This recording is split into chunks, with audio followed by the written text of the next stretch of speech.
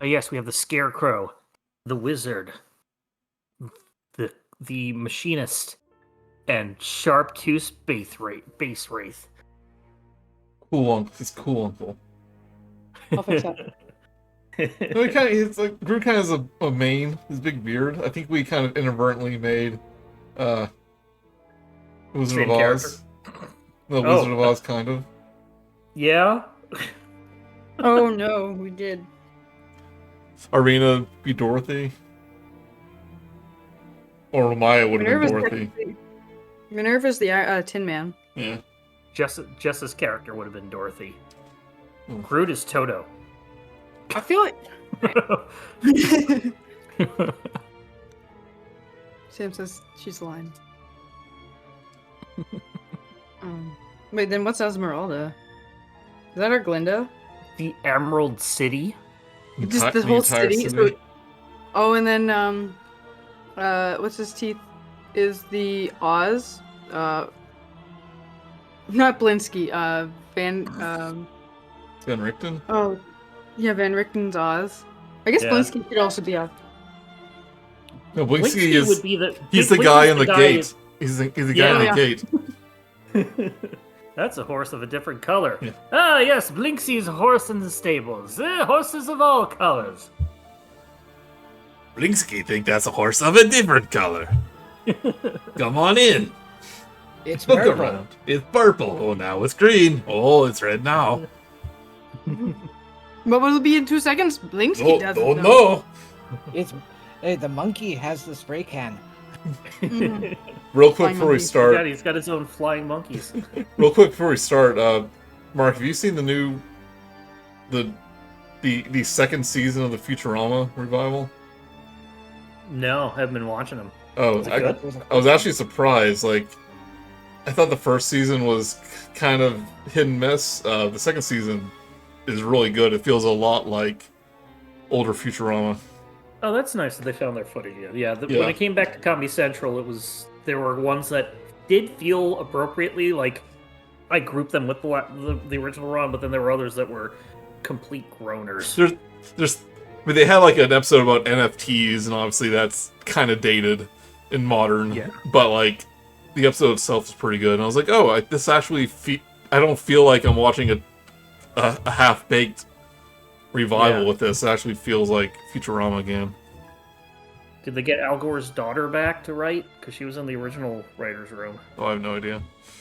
Yeah, Al Gore's daughter was one of the writers, which is probably how they were able to easily get Al Gore for a couple of episodes. Billy West still sounds too old, but not much you can do about that. Gary Gygax. He was there. That was the last time he did any voice work. Al Gore? Gary Gygax. Oh. It was one of the last things he ended up doing. Well, probably didn't do a lot of voiceovers. Probably just gimmick cameos. I mean, that's what he was in Futurama. Just he was there for the whole episode, or the whole segment, which is 6 to 10 minutes. Yeah, it was only like 10 or 12 lines, but still. It's a Roll's pleasure to meet you.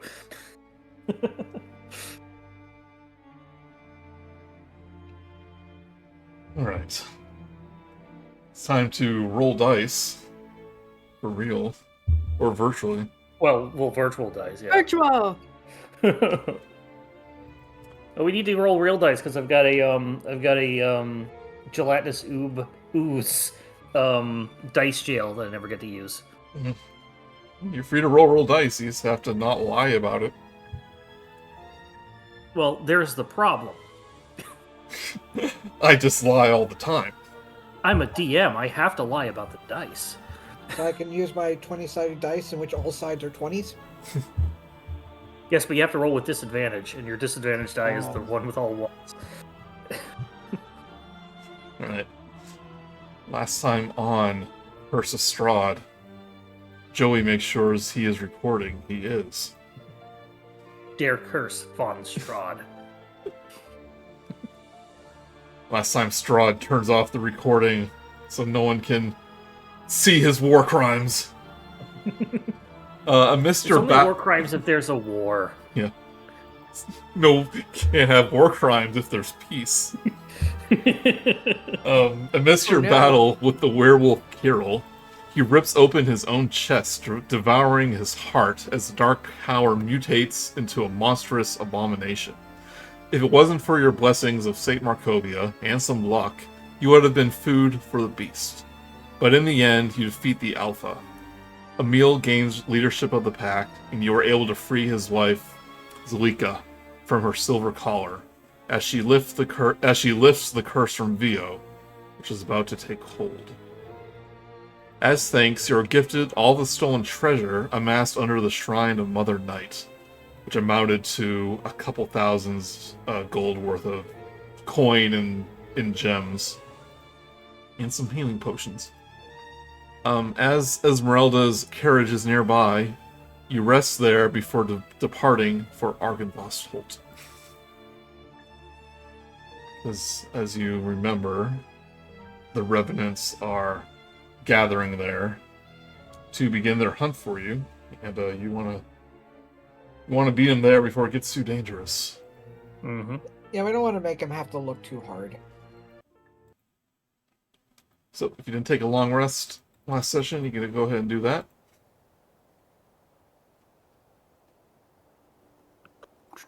I am at full health, so I probably did. I still have my 2 spell slots. Oh yeah. Oh yeah, that Warlock spell slots.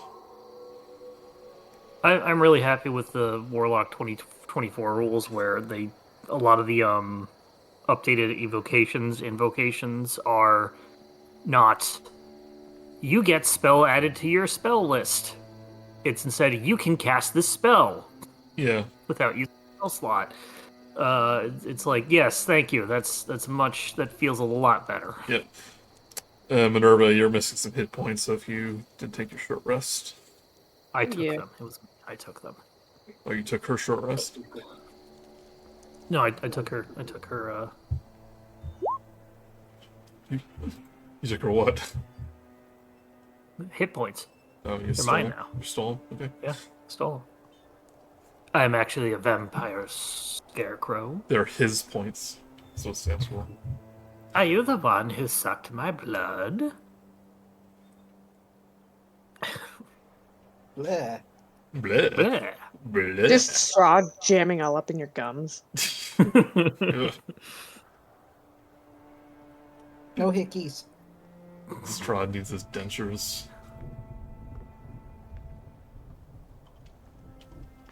Alright, so it's probably around afternoonish. Should just be a couple hours walk to Argynvostholt. Now, are we going to stop anywhere on the way, as is customary with this group? Not this time. We don't want to wait till last minute like usual. Mm-hmm. Esmeralda goes, we do have all this gold. We could stop by Velaki. I kill her. Right straight, just kill her. No. I stopped Vogelsuch from killing her. I mean, we could literally, buy the Burgermeister mansion. It's funny. Oh, then Strahd would still be able to... Actually, now that I think about it, we could bunker down there and create fortifications that would prevent anyone from getting in, be they the Argynvostholt's creations. Maybe you have a point.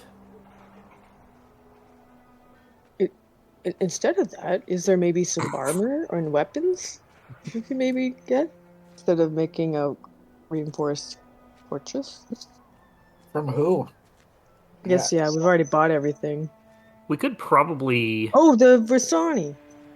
Yeah, we could probably go to Velaki and only waste a couple hours of walk, maybe an hour or two. It's not too far away. Do you have any supplies you would want there? Yeah, that's the thing. Other than healing potions. We already sent the crow off to get those already. Yeah, the Raven spent some time. getting the potions for you, so you don't have to make the trip. If you want to retroactively, Oh, cool. Then yeah, never get mind. some. Yeah. If you have like any armor you would want to get, but it's all basic armor. It can't be like magical or anything. Yeah, I think we've already rated everybody. I think you're all wearing the best thing you can. Yeah, never mind. Except for maybe like half plate for Grude, but that just helps disadvantage or whatever, or stealth. It's okay. I'm pretty good. Well, I'm still on a never-ending search for gunpowder, so need some of that sulfur and the peter thing. Could we actually on that? Can I throw a Kirk versus the Gorn thing as we're walking around? Could we identify if the necessary materials for gunpowder can be found on our travel? I think you kind of talked about that in an earlier one. Okay. Yeah.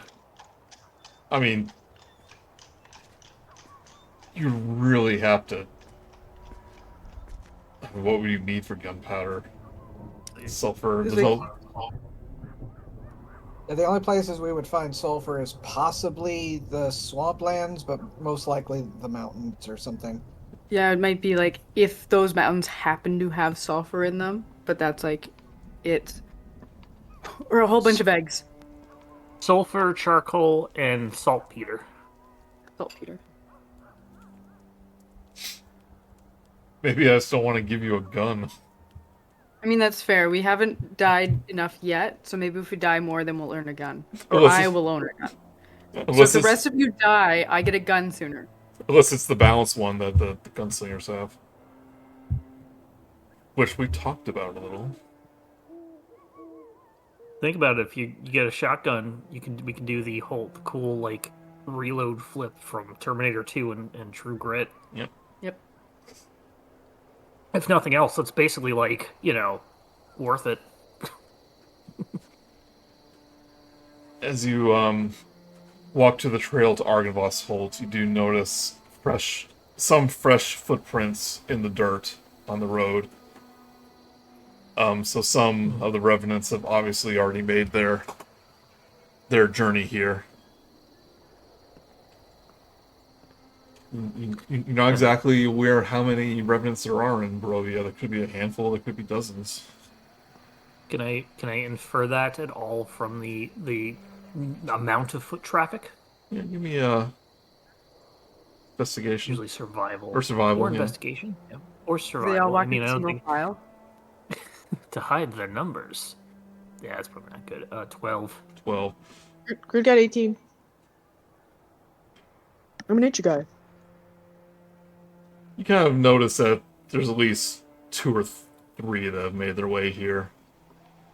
I mean, one met you at Berez or Kresk, so they probably could have beat you here since you made a detour.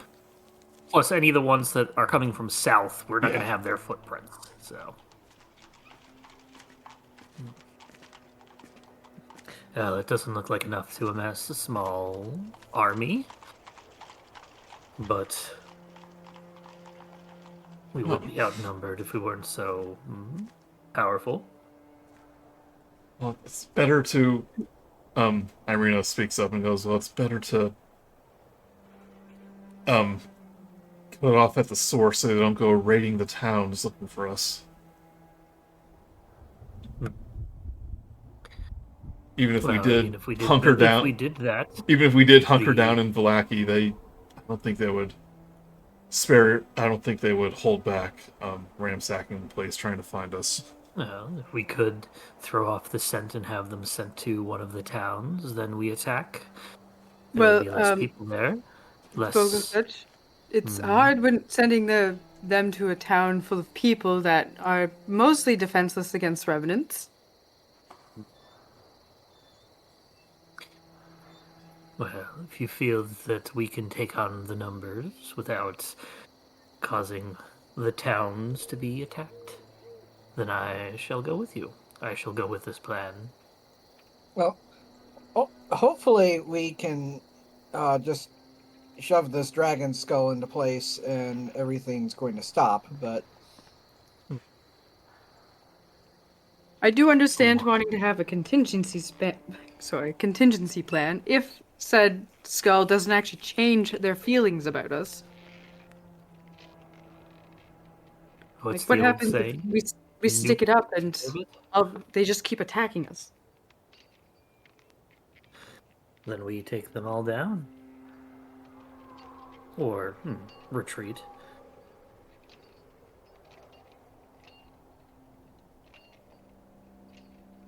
Do you think we'll be able to run out of there fast enough? Is everyone feeling good with that? I've seen these revenants. They are not the fastest of creatures. Downside is they'll eventually get back up, won't they? Esmeralda says, it's usually the deal with revenants is that a day or so after they quote-unquote die, their spirit just finds a new corpse to inhabit. Do you think that would happen to me if I were to quote-unquote die in this form? I mean, honestly, I hope I don't find out, but if it is how it's going to work, that would be nice. So then we don't have to lose you forever, unless that's what you want. I promise that if I am cut down alongside one of you, that I will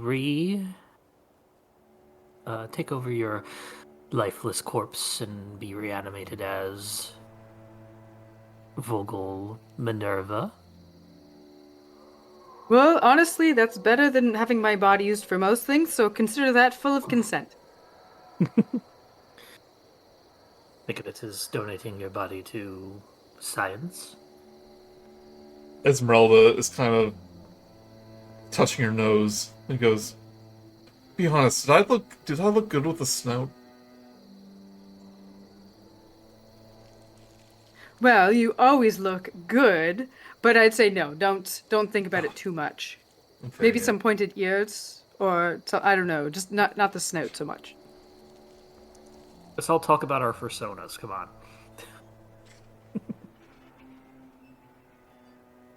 I feel like I have to fix my cannon again. We should decide what we want to be.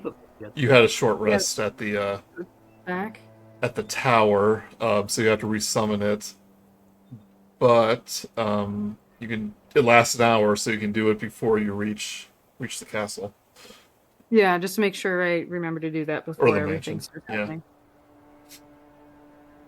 You can reach it. Do you want to make it small or tiny? Because if it's tiny, you could carry it around a lot. It's always been small. I'm going to keep it small again. Because I like that it can walk on its own versus me carrying it. I mean, it can still walk on its own when it's tiny, but... I remember when I tried to look up the rules for if it was tiny, if you could still target it, and everyone had different answers about targeting stuff you're holding. Tiny is still, that's gonna get into a little bit of a gray area, but it is still a tiny creature that exists in the same space as another creature. Well, if you want to think about it mechanically. A sword is tiny, like a dagger's tiny, and you can't target a dagger, but you can potentially disarm it. Most of the time, it'll say you can't target an object that someone is holding, but if it's not an object, it's treated as a creature that is occupying the same space. That's true. It doesn't become an object just because you're carrying it. Yeah, that's how I'd rule that in combat. It's just technically a grapple? Yeah, it just means you can run around with it without it slowing down stuff. Anyway. Yeah. Okay. If you did that, it would also allow you to use it as your firearm that shoots stuff. What would happen if it was tiny and then we made it smaller with a... Because I like having it unless I dual wield, where one arm's got that on it and the other arm has the firebolt thing. Actually, I would still have your loading. Oh wait, it wouldn't really matter too much. Anyway. Yeah, I'll keep it small for now, because then it can move to a completely different space easier. I'm going to keep it small. You have a conversation about min-maxing your... You're having a conversation about min-maxing your firearm's potential as you reach Argynvostholt. And I feel like nobody really cares, but they're polite enough to not stop me from talking about it. Yeah. I mean, jokes aside, that's what we would do if we were going into the lion's den, so to speak. We'd be like, what's the best strategy? If you hold your gun robot, or if you have your gun robot bigger so it can crawl around and distract people. So you get to Argynvostholt. You're surprised you got here in record time. No distractions this time.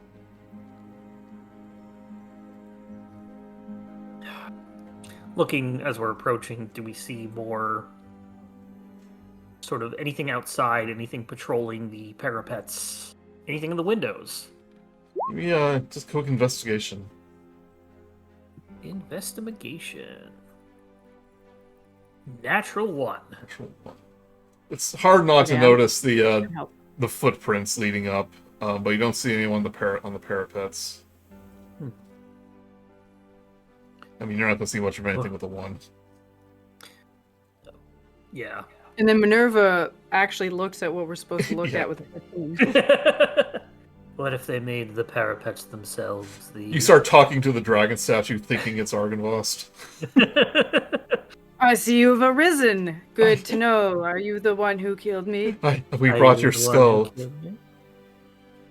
Where would you like it? You wear like a hat. Grude's been wanting to wear it like an awesome battle trophy helmet. That's true. Minerva, you take a closer look. You do occasionally see movement in some of the windows, so you know that, which isn't unusual. There were people here before. You know, things here before, like spectral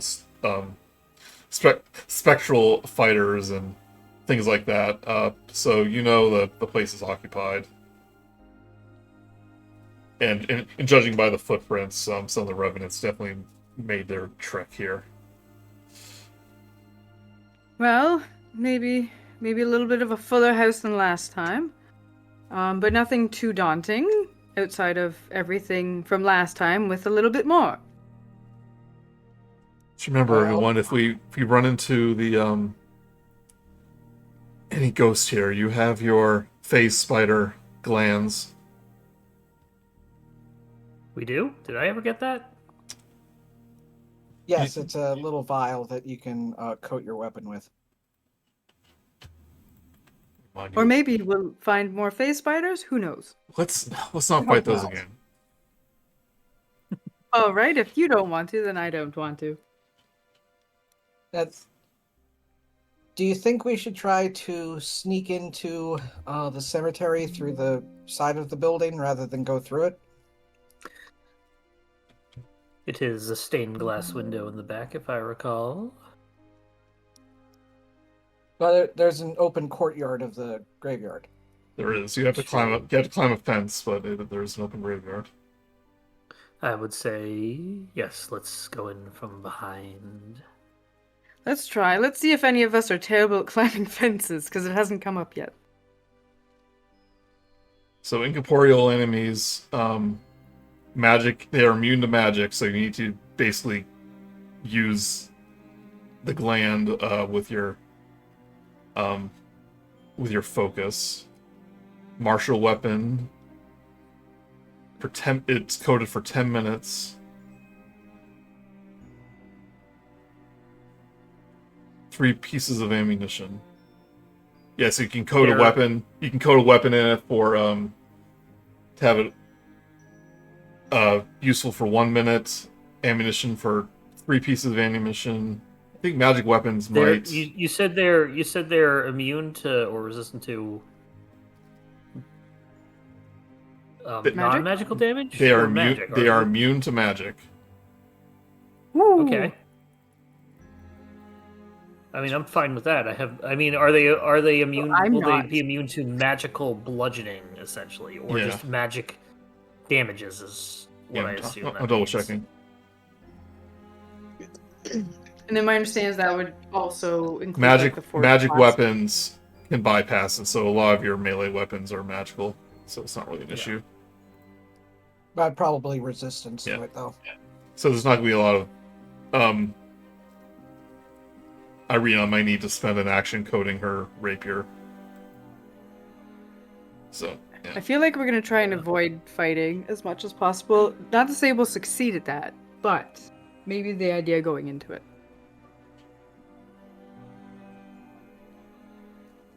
If you wanted to go to the side, I'd look up the height of it. It shouldn't be too hard to go over.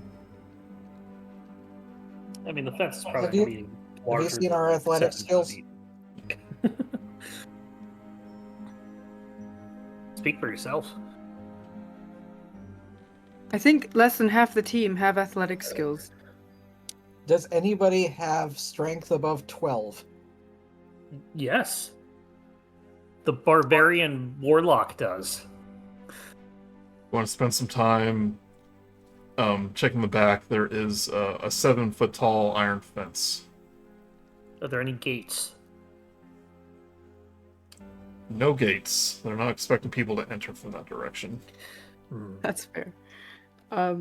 Yeah, because it just might take us a while to get over it. But if we just start now and figure that out, and then we can move on, we can find something better. You don't think it'll be an issue, per se? You don't see anyone back there? I expect somebody to do a bad roll is where I'm getting this from. I think what he's indicating is that even if we roll bad, we just try again, and we'll eventually succeed. That is where the mausoleum is. And You could use Grude as a ladder. if you're looking back there, you do notice that the stone slab covering the entrance is open. Is that where we need to put the skull, or Yes, do we need to put that? That's where you need to put the Okay, skull. well, yeah. Yeah, the let's rest go that way. are in there. What about the door that's heading into the main building? Is that open, closed? Can we tell anything from that? It's not open, but Okay. it wasn't locked before. Before you went through the foyer, through kind of a war room, and then there was or like a dining area. Then there was the chapel. That's where Godfrey was kind of chained up, and that led to the cemetery. Could we do something to perhaps permanently lock that door so reinforcements have to take the long way around? Sorry, just one more thing. There was the ruined parts where you fought the spiders, the phase spiders. That area of the building was destroyed, so you can enter through that way. And that was to the south. Yeah, to the south. We have to go to the mausoleum, and the mausoleum is beyond the fence. That is probably easy enough to climb. So I'd say that's where we go in. We jump in through the graveyard. Here, should be showing you a map here. Let's do it. Leroy Jenkins. Oh no, that only spells disaster. That's the ground level right there. Put in Discord. Yeah. Yeah, if we went through the destroyed part, we'd have to sneak through the chapel itself to get to the other side anyway. Yeah.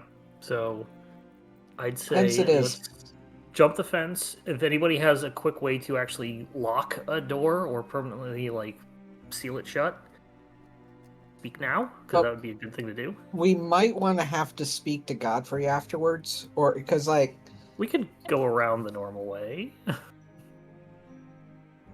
Okay, we'll leave it as it is then.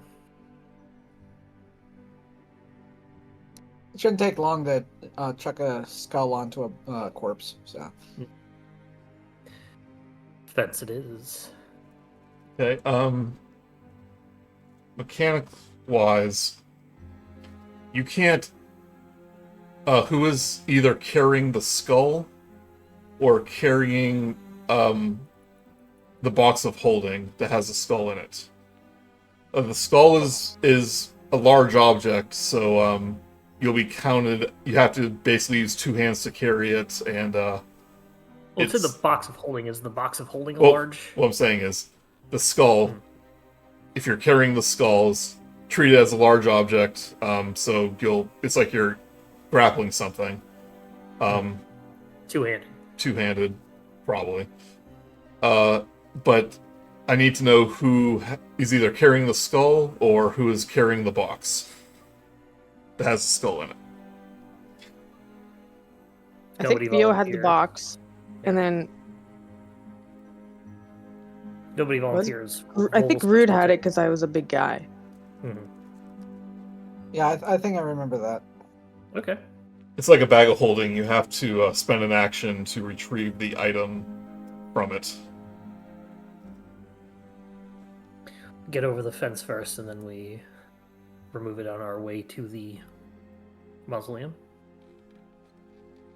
Yes.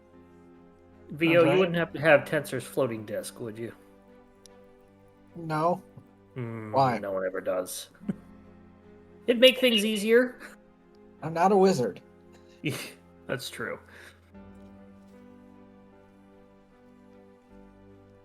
Right, everyone, give me a athletics or acrobatics check as you found the fence.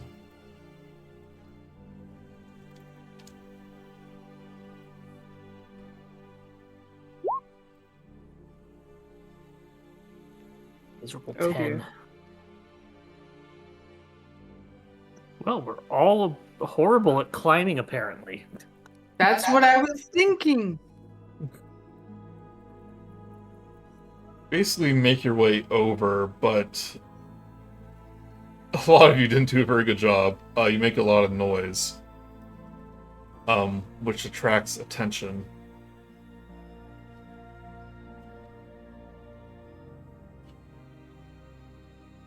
Real quick, I'm gonna check a homebrew item You got pass without a trace? that I gave Esmeralda. Oh, it's a little too late for that.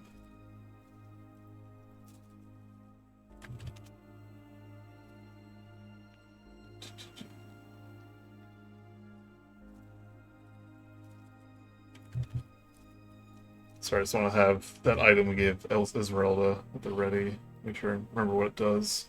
You gave Esmeralda the Icon of Dawn's Grace, so she can cast Right. cast some items. Okay. You already used the Cure Wounds, though. Alright. It's been dawn since then, though. Has it? Okay. I didn't want to refuse it before. Yeah, I used that back on the angel thing. Yeah.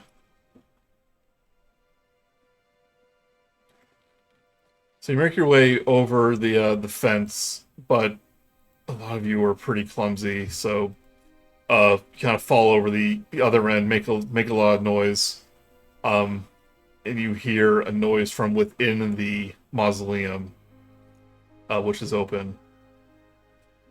The sound of shrieking, rusted metal cuts through the silent graveyard as a tall, broad-shouldered knight, clad in once fine armor, steps forth from the open mausoleum. Out marches Vladimir Hornsguard. Oh, great! The one person here we didn't want to run into. Yeah. I mean that's fair. Yeah. He has his enormous two-handed broadsword in his hands. His despite centuries old, still pretty immaculate Order of the Silver Dragon armor. And he has this scowl on his face. He says, "I did not expect you to be fool enough to return." Vladimir rasped, his red eyes flashing, his ancient iron gauntlets wrapped tightly around the hilt of a gleaming greatsword he holds at his side, black flames dancing briefly along its edges. "If you wish for your lives to end, I shall gladly grant that wish." We don't.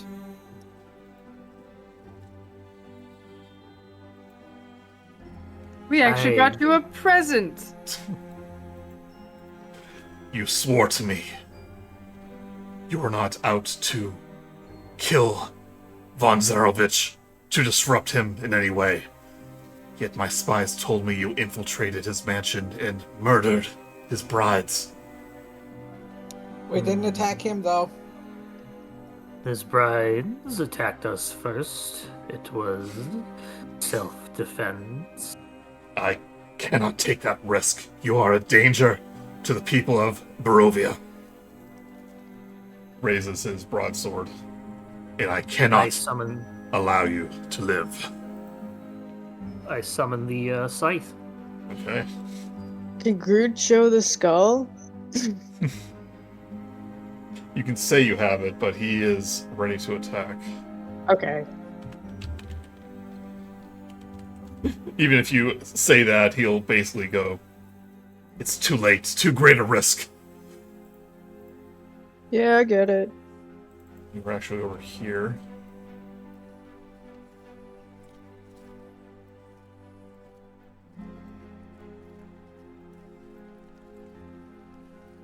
You have your cannon, Minerva? Yes.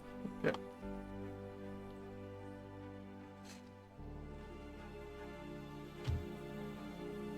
Force cannon? Force cannon. Because at least I can push things 5 feet, even if it's... And we can use that as an excuse as to why you made so much noise while climbing it. Yeah, try to get that over. If you Just trying made to it shove it up tiny, with my one hand. if you made it tiny, you could have passed it through the bars. Well, Just I'll do it next saying. time, Vogelsuch. We've already talked about this at length.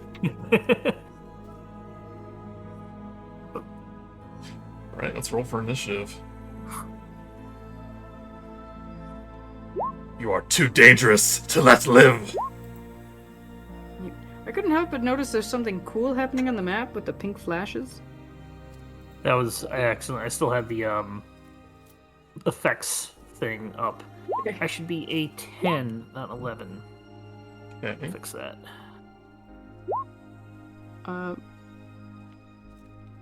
My Minerva's 24, but it didn't load into the tracker.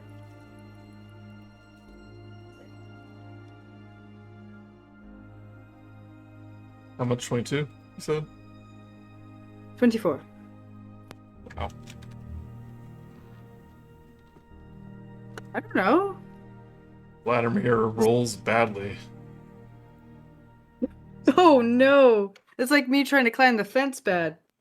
It's like we were prepared and he wasn't. We Yeah. were doing something while he was monologuing.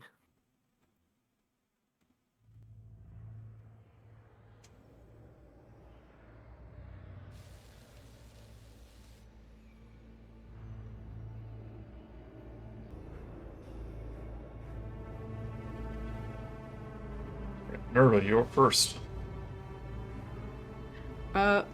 Minerva is thinking we need to get to the mausoleum because we're probably not going to defeat him. And Grude has the... Vio has the box? Or Grude has the skull? Grude should have it. Grude has the skull. Grude, can I cast invisibility on you in the skull? Sure. Yeah, that'd be kind of cool. Alright, so I just gotta touch you. So do But you have I the would like- skull out, or do you just have the box? I think the skull's out. We haven't had a chance to take the skull out yet, so you probably Okay. just have the box. But Yeah. that is better, because then he doesn't see you holding it. That's also true. I would still like to cast invisibility. So it is still in the box. That action needs to be taken, but I'm gonna cast invisibility on Grude. Okay.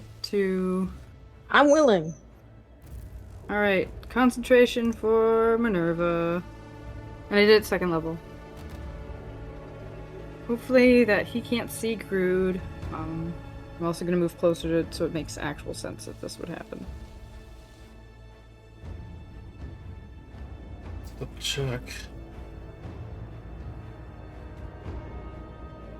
And just really quickly, the south side of the map, that's the mausoleum? Or is... Oh, mausoleum is here. Okay, so he's in front of the mausoleum. Okay, Yep, he yeah. just stepped out of it. Alright, so I'm gonna move my cannon over here. And I'm gonna shoot him to push him 5 feet back. Okay. With it.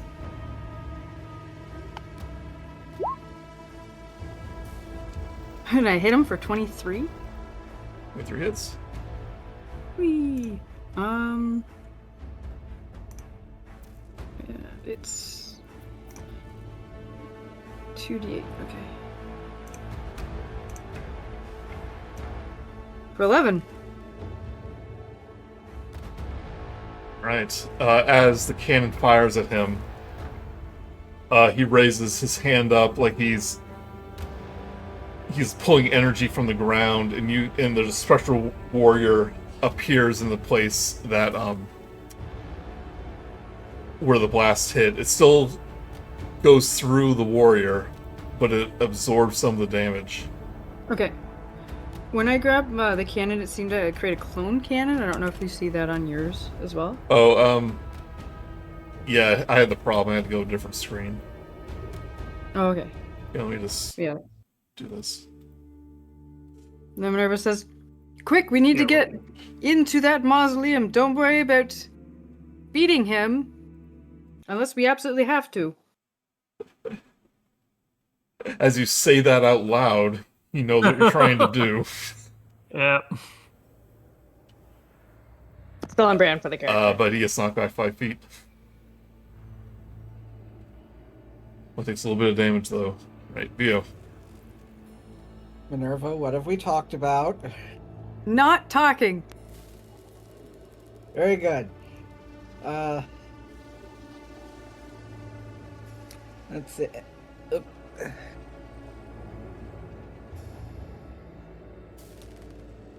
Sorry, just a second. Oh, look. He's holding metal, isn't he? He is. I will be distracting. I don't actually say that, by the way. And I will cast. He's got full armor, right?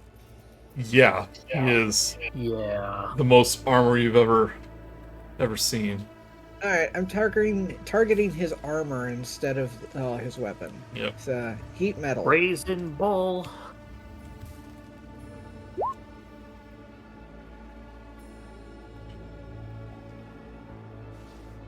Right, what do I roll? That's the neat part. You Con don't. save? Con save D. Well, actually. Oh, that's yeah. is that just for dropping the weapon? Yeah, that's for trying to drop something. So. Yeah, so I he can't do drop that. it. Yeah. He would be able to get free. I think if he spends an action to remove his armor. Full Yeah, plate. cut It takes 10 minutes to doff armor.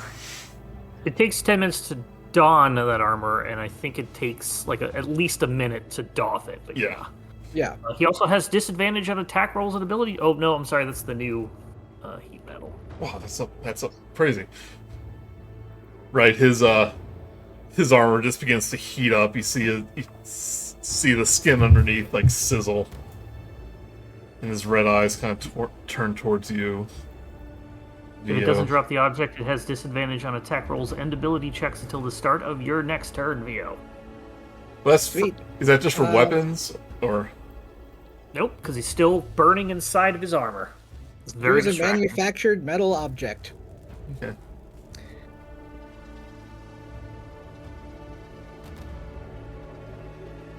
It was 8 fire damage, by the 8 way. fire damage, However yeah. he takes that.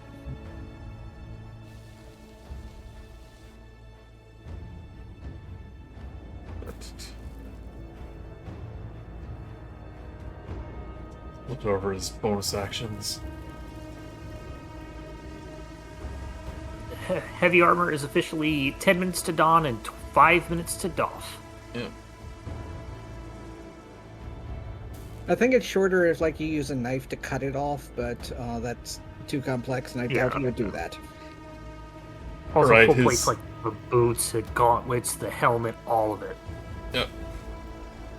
Alright, Esmeralda. Let's do fire. Esmeralda will run up to him. Oh, she's just a little too far away.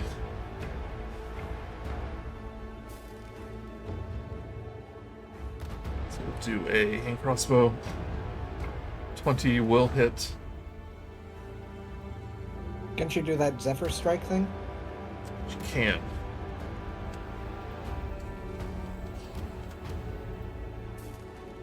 An extra 10 feet. Or long strider. Zephyr Strike is no opportunity attacks. Oh yeah, increases by 30 feet. Yep, she can do that.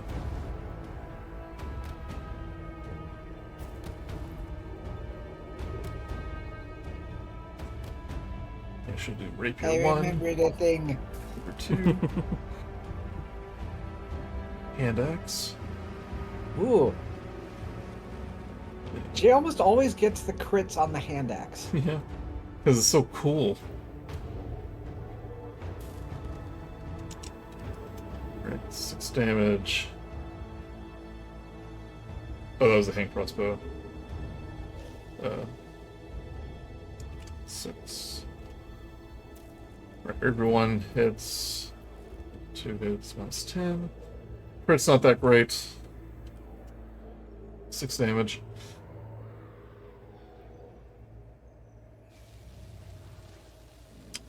It's a little bit too somber. Let me change it up. Orb of Doom wasn't as terrifying as I thought. It's less actiony. There we go.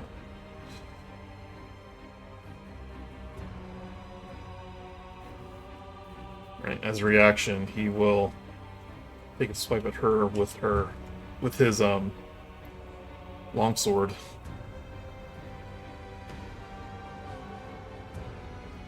Or greatsword. It's great. It's a great sword. 29 will hit. Doesn't look that great. For 13 slashing damage. Remember, Esmeralda couldn't use any hit die, so she's actually looking a little bit hurt. Or during the short rest.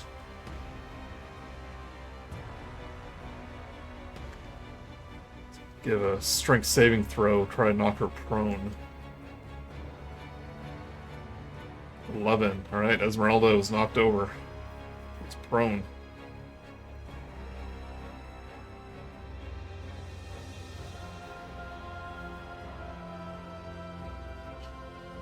It does an extra D8 damage too. Oh, an extra 8 damage. Nice. Ooh.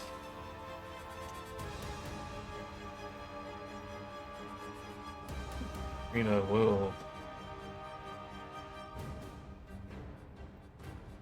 crossbow attack. 13 will miss. But she'll give the help action.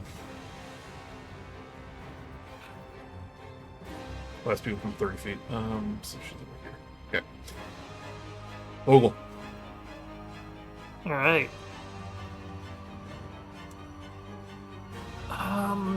Because we have a secondary objective, I think I'm going to... Yeah, I'm going to Form of Dread. And get temporary hit points. Pretty good. 12 temporary hit points. And I'm going to actually cast Mirror Image on myself. Alright. So I've got the 3 mirrors, yes. I'll go ahead and run over here. Try and taunt him. Is this my bonus action and action? Okay.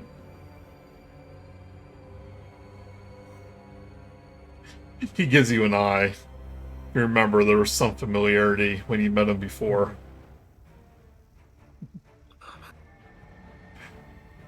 Do you not me? remember your vow that you...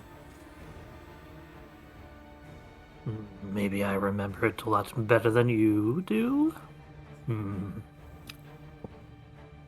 Suddenly. Uh-oh. That's not... No, that's not... No. From the top window, you see a familiar figure fly out of it. Oh, hi, Strahd. Strahd with a steel chair! You get a lot of duplicate things here. Messing up. Yeah, if you jump to another page and then come back, Yeah. instead of bringing all of us over, still fix it. You see the little pseudo-dragon that was near where the unlit beacon was fly out from the top. You hear the familiar sound of chimes, but it sounds panicked and scared.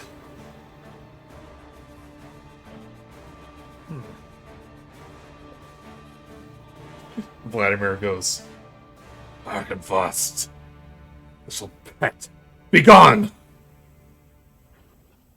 You've not been able to rid him yet, after all this time? But the Sewer Dragon.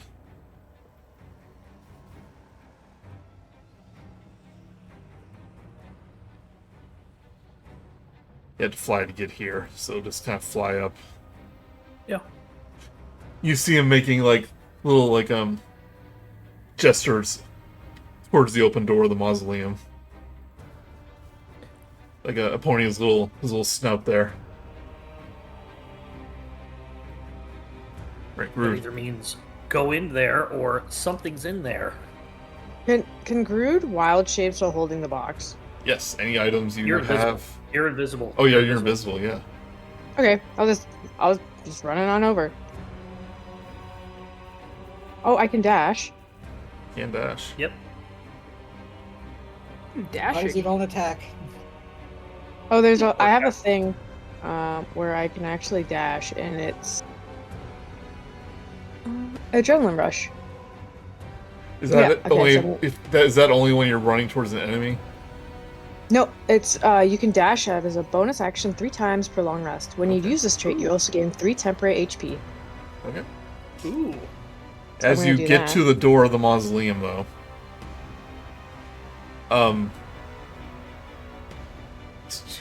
jet black shadows swirl from the torches either side of the mausoleum, on either side of the mausoleum's yawning door. Dark flames erupt from the crypt's stone floor, then spread hungrily across the dying grass that fills the cemetery, encircling the manor's walls and wrought iron fencing with a ring of black flames. And that's before you enter. Yeah. Oh, invisible wall of fire. Yeah.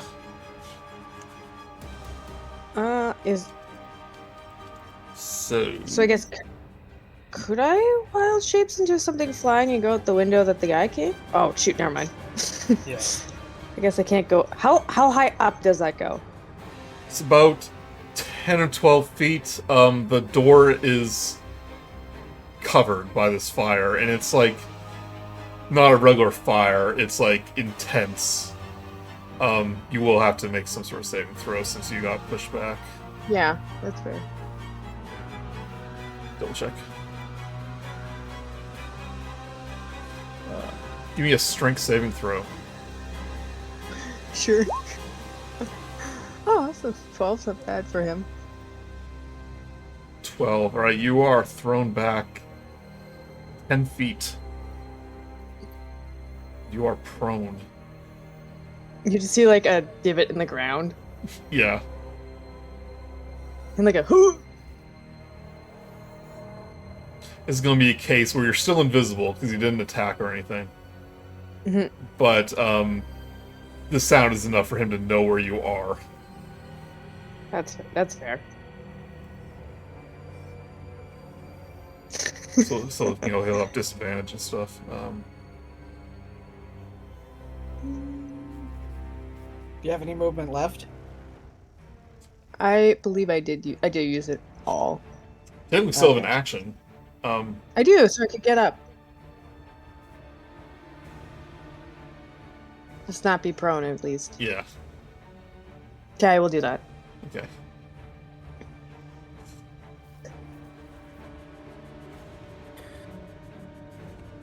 Did that fire damage take place on his turn, Theo? On mine, Okay. I think. Oh, yeah, that's right. You have to activate it. Yeah, yeah. Yeah,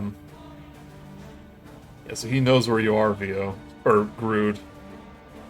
But you're still invisible, so he will attack with disadvantage.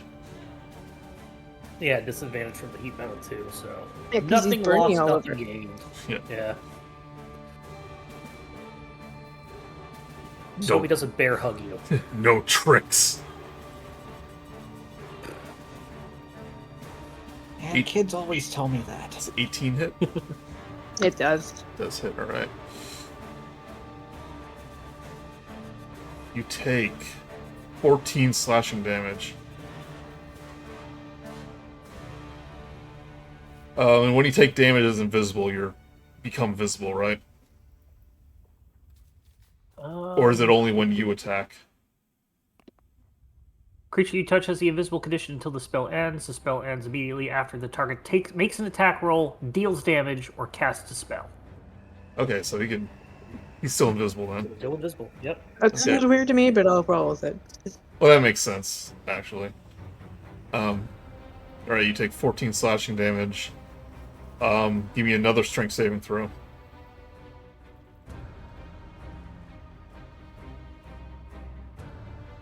Right, you're knocked back down. Oh. Do you take that damage? I'll see your thing change. There you go. That's some temp HP that I was getting rid of. Oh, okay. And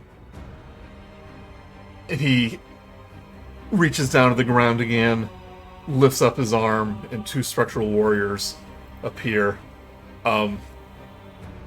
He points one towards Vogelsuch, one towards Esmeralda, as they both attack you and abruptly disappear. So for Esmeralda, the first one will be a 12, will miss. Vogelsuch will be a 23. That'll hit. Disadvantage? That's true. 15 will still hit. He's not attacking, though. These phantoms are. Oh, okay. Yeah. Yeah. Let me look at the, Strictly rules as written, it's his melee attack, but he's summoning creatures to attack, so... No, that makes sense. Yeah. So yeah, roll for the, mirror image. Yeah, look into the specific for this one. Roll a d20, and if it's 6 or higher, it changes.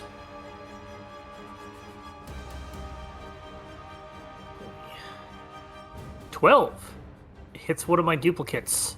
Right. At a d20 at AC of 12. So yep, it's down.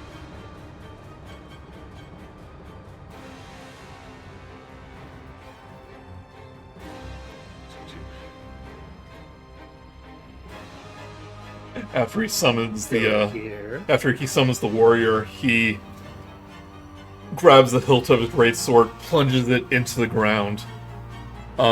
Every creature within a 5-foot radius must succeed on a dexterity saving throw, as these razor vines erupt from the ground. So, Grude and Esmeralda. Dexterity? Yes.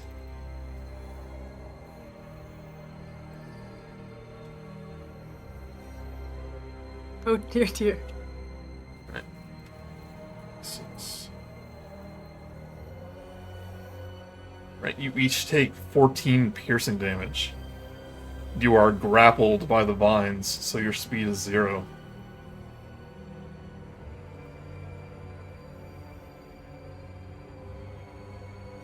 Oh, poor Grude. I'm just imagining there's like just a hollow area, like it's gripping nothing. Yeah.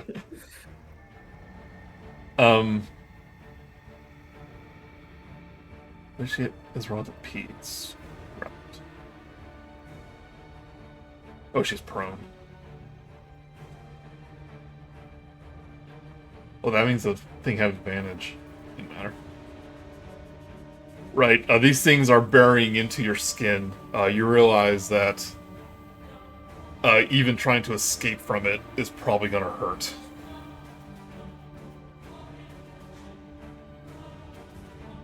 But that is his turn.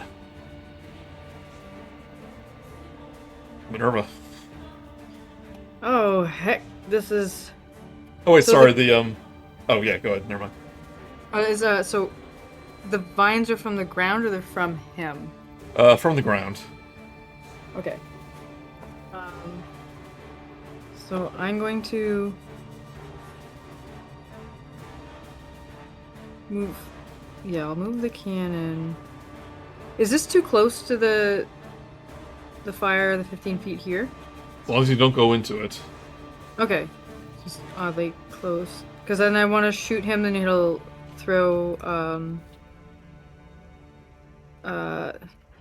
into Vogelsuch a bit. So I'm gonna shoot him with the cannon to push him forward. You get advantage because no one's did the help action yet. 26 to. That's a crit, yeah. Yeah, and then 2d8. 48. So 11 force damage. Yeah, nice. Push backwards. All right, and then my understanding is this wildfire may or may not be a concentration spell. You mean the Razor Vine? No, the wildfire.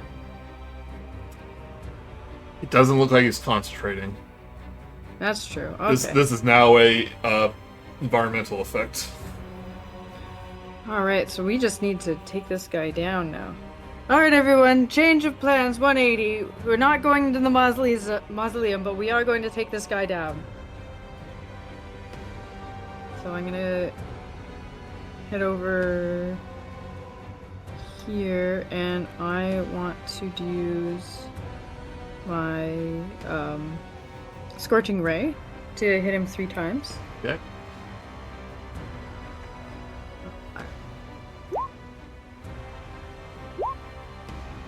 You got the good rolls today. 23, 21, and 19. All those hit. Yep. Okay, and then I'm going to... First one does 9 fire damage, but it does the d8 extra. Yep. Of 4, so that'll be 13 for the first one. I'm just gonna put them all through. Yeah, and then one's a 10, so that's 23, and then plus 6 is 29. Nice. Fire damage. He turns his eyes to you, Minerva, and his eyes glow even redder. That was even possible. What's the matter? Cat got your fiery eyes? Good try.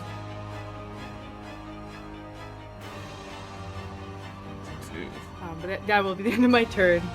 Right. But, you can tell he activated something, but he don't know what. Better not be a trap card. Yeah. See the anime glint? He pulls out a card. That's it. I'm getting my motorcycle. And it's all of us gasping like in sequence. Got my golden Argynvostholt first edition. This one has a misprint and there's no shadow under it. Alright. And you took it out of the sleeve. Vio, your turn. Good work, Minerva. I will try, though his anger towards her is kind of obvious, so I'm going to try to upset him even more by, I'm going to cast Dissonant Whispers on him. He needs to make a Wisdom save of DC 14. Save. 19. Yeah. Okay, but he still takes half of 12, which is 6 psychic damage. No extra effects though, and I'm gonna Zoidberg my way away. He is unflinching at that.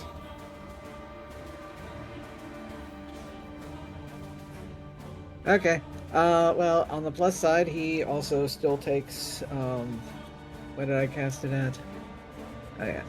No, I Second mean level. it looks like he wasn't affected. That's what I'm saying. I know. He's No, I immune mean, to psychic. he's still on fire though. Okay. So, Yeah. 9 fire. Is that a bonus action to activate heat metal? Yes. Okay. And I already cast the spell, so it doesn't prevent me from casting other ones. Yep. We could just run away. But by the way, do. there is a cheese tactic with heat metal that I discovered where there's no limit on the distance or anything. So I'm using the new rules where you have to see them, and there's like a 60-meter radius or something like that. Just so you know. Because people would cast that on an enemy in secret and then just run away and just kill them. Yeah. And there's nothing they can do. So because it takes 5 minutes to take off. Yep. To doff heavy armor. Yep. I'm just within the 60, so I'm good. Also, things like a metal button doesn't count as the full. It's heating the metal. Yeah. It has to be a weapon. It has to be weapon or armor. Yeah, and specifically, it's his chest plate. So, because it's but which one? A metal object, so it can't be like a full set. Yeah. Okay. When they start melting together. Yeah, first I have to use my welding torch on it. Esmeralda's take a moment. Speed is 0 and she is prone. So she's gonna try to wriggle out of it.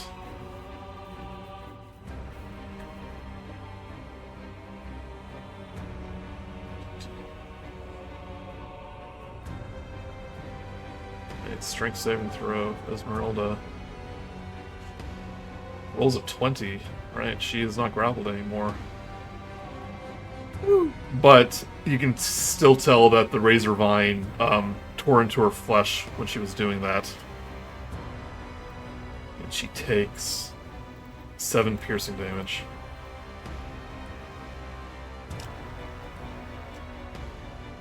And she will stand up.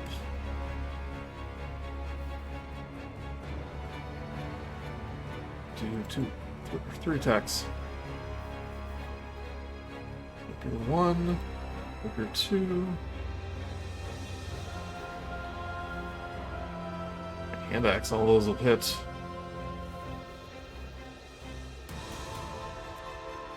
He'll summon his warriors for the first attack, so it'll only take half of it, so the warriors take up half the damage.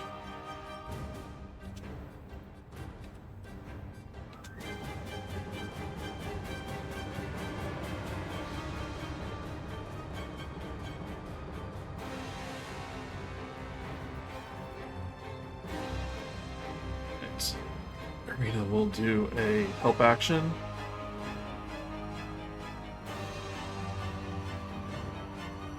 Crossbow attack.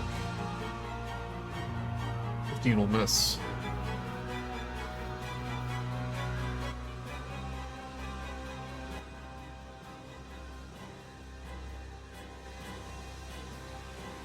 Oh. Alright, now to get into the good stuff. I would like to rage. Right. Grr, arg. Rage. And now... Scythe attack. First attack. 15 to hit. That will miss. Does 15 hit? Oh, you hear me? It's a miss. Miss. Second attack. That's much better. 25 to hit. Alright. I'm going to convert this to necrotic, so I can do extra things. First damage will be... That's a frickin' 1. I gotta switch dice. These virtual dice are garbage. 7 plus an additional d12...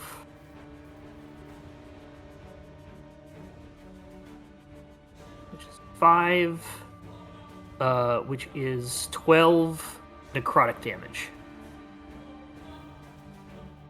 You see whatever necrosis gets absorbed into his body, he seems unaffected by it. No damage at all? No damage at all. From the necrotic. From the necrotic, so yeah, I won't be doing that anymore, but needed to check, because it's the only way to do extra damage. But he still needs to make a wisdom saving throw, because I did hit him. Okay. 10.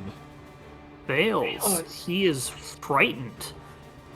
Is he? we don't want He's that. staring right down at you, this hulking 7-foot-tall figure.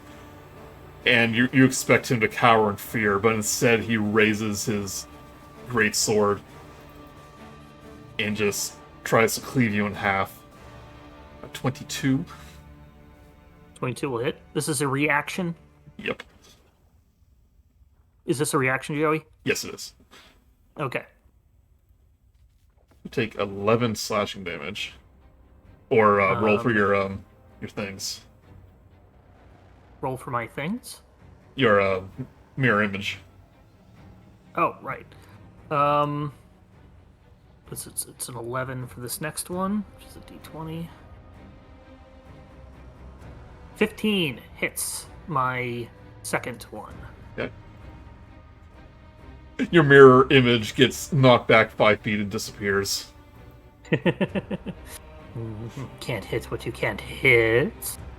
And I will step back. Okay. That was his reaction, so he doesn't have another one. Exactly. Step back again. You used to do it 5 times. Can't do a thing. Yeah. And that's my turn. Right. The little pseudo dragon flies in front of the door and just starts making the chime noise, like of urgency. Just begins doing little flips in the air. We are not immune to fire. And he kind of do it in Grude in your direction because he can sense the skull. Can he see Grude? He can sense the skull. Okay. Yeah, He's invisible. it's his Vine wrap. his master. Yeah. Yeah. Well, then he'll go up We- and help out in the way he can.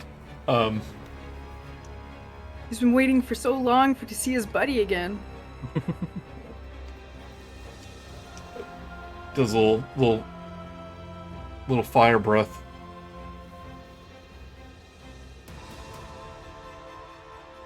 Con save. He actually fails.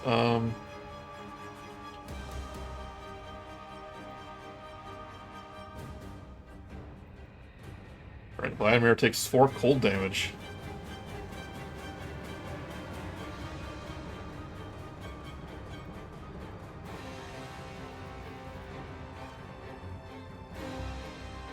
Right, he is just gonna swat the pseudo dragon aside, just march right past Minerva. And since he marked her the previous turn, Esmeralda and Grude do not get any opportunity attacks.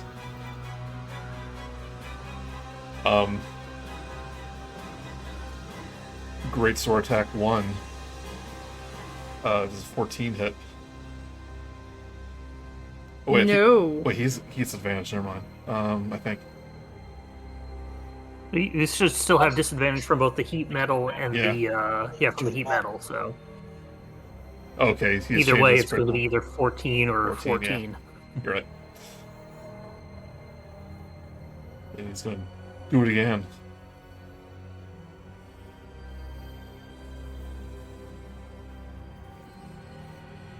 $22. That definitely hits. Yeah. But I have this thing called shield that I've never used before. Oh, nice. Yeah. And I just have always had it in my first level, but I never turned it off. So I'm gonna use that. So, See if that so That raises your AC by 10. Is so it it's like because it's 10? only first level? It's 5. I don't think it changes at higher it's always level. 5. Yeah. It's always 5. It's always been 5. Your AC is plus 5 for until your next turn. Yeah. So I think that would put me to 21. Oh, it's 22 though, right? Yeah. Yeah, don't bother. Oh yeah. Right. You take 16 slashing damage. Give me a Constitution saving throw and a Strength saving throw. Okay, I'll start Constitution. 25, Right. Invisibility's still up. and then 17 for Strength.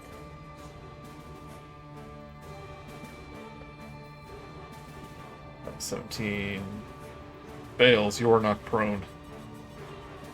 Ah! Damn it!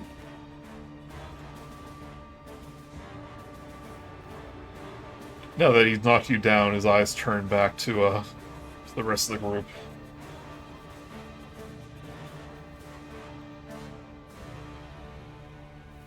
Minerva, it's your turn. Alright, my turn. Double checking. Firebolt does do fire damage, so if it shot the vines, could it burn them to help get Grude out? Oh, let me make sure, see how long that lasts. Hold on a second. Yeah. Also, if they're like made out of stone or something, or razors, then I can see it not working.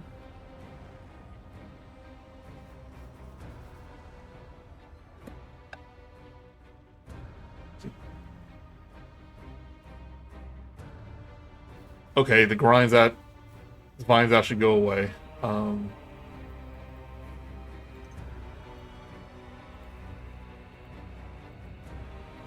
I might have missed that for Esmeralda.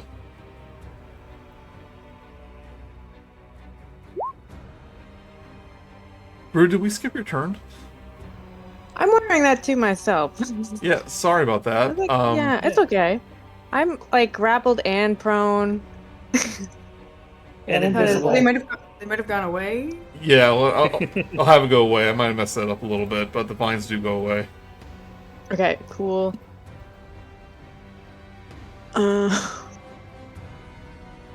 Guess I'll stand up.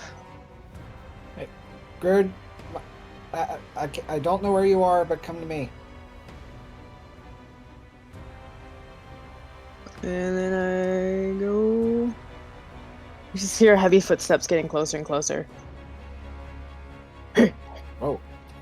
Yeah, as you start to move away, the pseudo dragon just like the panic chimes as you begin walking away. I don't know, dude. I can't.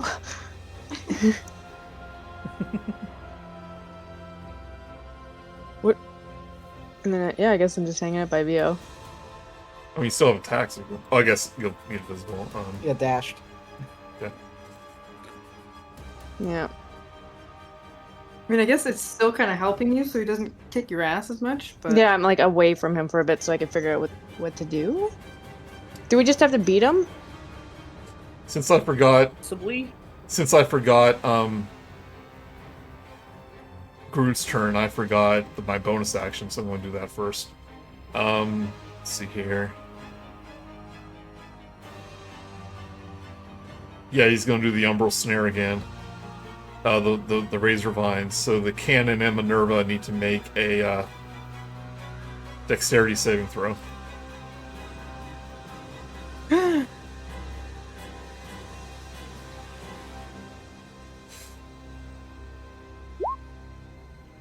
Cannon got 8.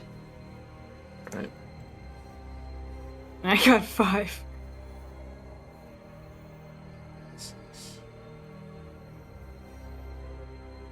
Right, you each take 20 piercing damage. You are grappled. So Minerva needs to make another Constitution saving throw. Yes. Right, you're good. I do. So it was 20? Yeah, you're good. I rolled pretty good there. Okay. It was a good roll. Now it is Minerva, your turn. Oh, God, these are sharp. So are they actual, like, vines? Do they look flammable? Or are they, like, kind of like a magical made out of something else? It's like a magical thing. It's similar to the razor vines that Godfrey was chained up with. Oh, okay. Yeah. And from the Bulbasaur that was under him. I'm going to use... Do I have a... Because I'm pretty low on health. I'm 13 out of 52. I don't think I have a potion. I think you all got a greater healing potion. from the Okay. Raven. Oh, We sent them off. right. We never said that we got them back, so, but Oh, we did. you got him, don't worry. Because then I would probably use Oh, there it is. that on myself. And if I do that, You do a full action. If you do as your action, you get the full amount.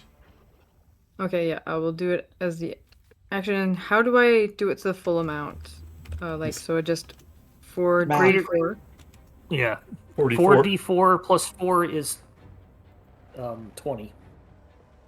So just get 20 health. Yeah. All right, so I will do that. I watched a video from the Dungeon Dudes that talked about homebrew rules, and that was one of them. Bonus action, full health thing. He also talked about the thing you want to try, Mark, the critical hit where the critical does max damage, where the extra dice does max damage. Which is basically what DragnaCarta does. Yeah. And I do like that. But DragnaCarta maths differently for damage. Yeah, but imagine if that werewolf had his second attack at max damage. Yep, that's the trade-off, and you'd probably have to do the math against that as well. Okay, anyway, yeah, you chug that potion, Minerva, 20 health. Yeah, and I'm just gonna not cut my okay, so they ended up going away for Esmeralda, so I'm gonna try to hope that they go away this time, and then I don't know if my cannon can I'm not gonna shoot him because I don't want him to look back at us, because it seems like he's leaving is what you said. That he was turning back to the rest of the group. Well, I can make him change his mind, but yeah, now that you're grappled, it's like leaving you alone a little bit. Okay, so I'm not gonna agitate him. I'm just gonna stay here, waiting for things. So that I'll end my turn at that. Okay. Right, you. Good, because I think I'm about to really, really piss him off. I'm going to say, I'm going to pat forward and just poke Grude. Oh, okay, there you are. Grab his sure you hand. can smell him. Grab his hand, move over here, so that way I have visual range. And I cast Dimension Door, Yes! which I can go 200 feet in any direction that I don't even think I have to see it. Dimension Door, you just have to know the location, yeah. Yeah, and I teleport to the other side of that fire. Yep. Into the mausoleum. I thought about this. I was thinking, what if they just Dimension Door is there anything here that prevents that? And it's like, nope, it's this wall of fire. They got the thing. They got the thing. I originally got this under the philosophy of if I needed an immediate escape from Strahd's castle. Yeah. I'd be able to take one person with me to prevent a TPK, and I'd just teleport to the other side of to outside the castle. And I think this is an appropriate use for it. It's you and Vogelsuch is who you'd take. You're all planning it. You're like, yeah. I thought to myself, it's like, do I make the entire mausoleum floor on fire? Do I make it magically barrier? It's like, no, that's cheap. Let them This use is where their you spells. can counter Yep. spell. But So, I am taking Grude with me. yeah, I forget. Is it you and Grude, or is it just one person, or? I can take one person with something amount of inventory and such, but I put it in the chat. Right. 500 feet any direction with one person, I believe, at smaller or maybe no more than one size bigger than you. So Yeah. Yep. He's a foot taller, but still the same size. All right, so, Vladimir sees a flash of light in your direction. Suddenly, Vio is gone. And since the fire's there, he may not necessarily know the location, but his eyes are darting.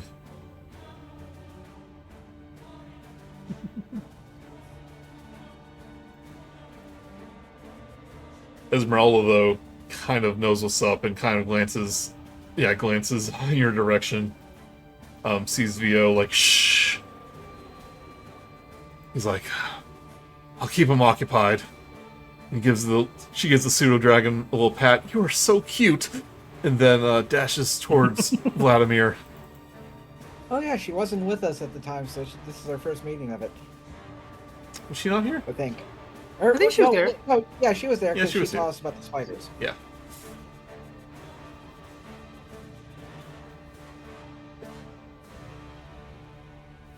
Great sword 1 hit 3. Oh wait, I test Vladimir's attack. Rapier 4 will hit 9. Oops, and hand axe. I like those first numbers. Yeah. And she just takes his greatsword and He will No, he'll take all that. 9.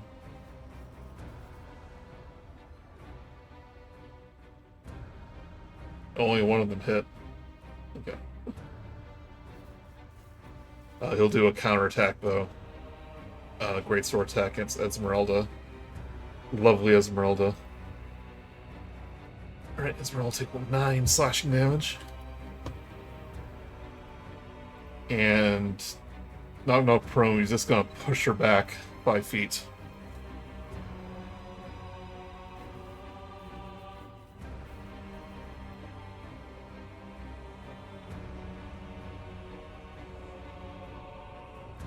Alright.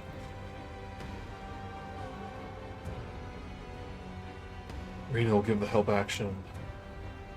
Crossbow attack. 9 will miss. She's not doing well against these revenants.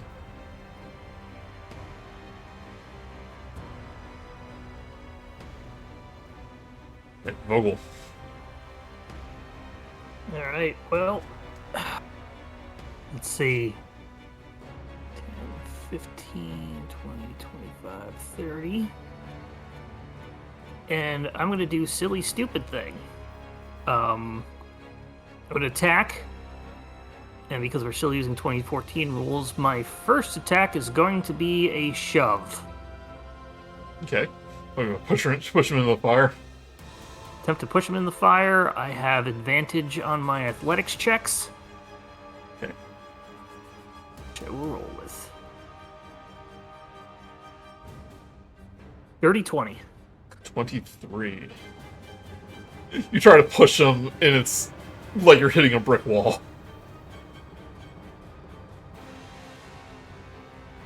I'm going to try it again. You get 2 attacks, yeah. Second shove. Another dirty 20. Oh, I'm sorry, 23 somehow. What? Yeah, that might do it. No, it should just be a dirty 20. Not sure where that came from. Rolls a 12. Shove him 5 feet into the fire.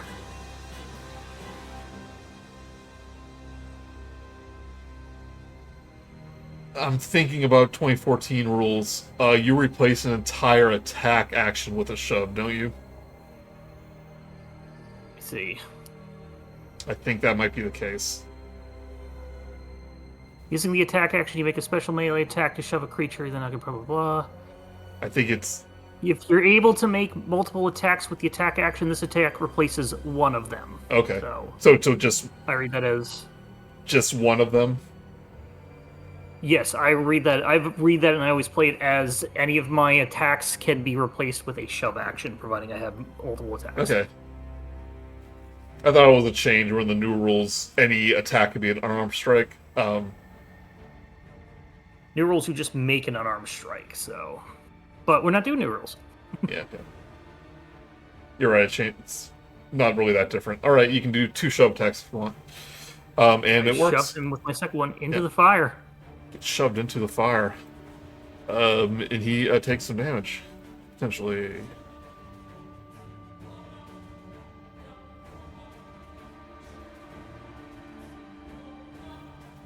What is it with me with shoving people into fire? I've done that in the last 2 of your games, Joey. I didn't have to shove anybody. I did. You tell I shoved the troll into the this into is the you tell oven. this is necrotic fire. Oh god. But it's also regular fire. Okay, well that's good. So he only takes part of the damage. That sounds terrifying, though. Necrotic fire, pretty bad. Well, now we know. And knowing is half the battle. So he takes 11 fire damage.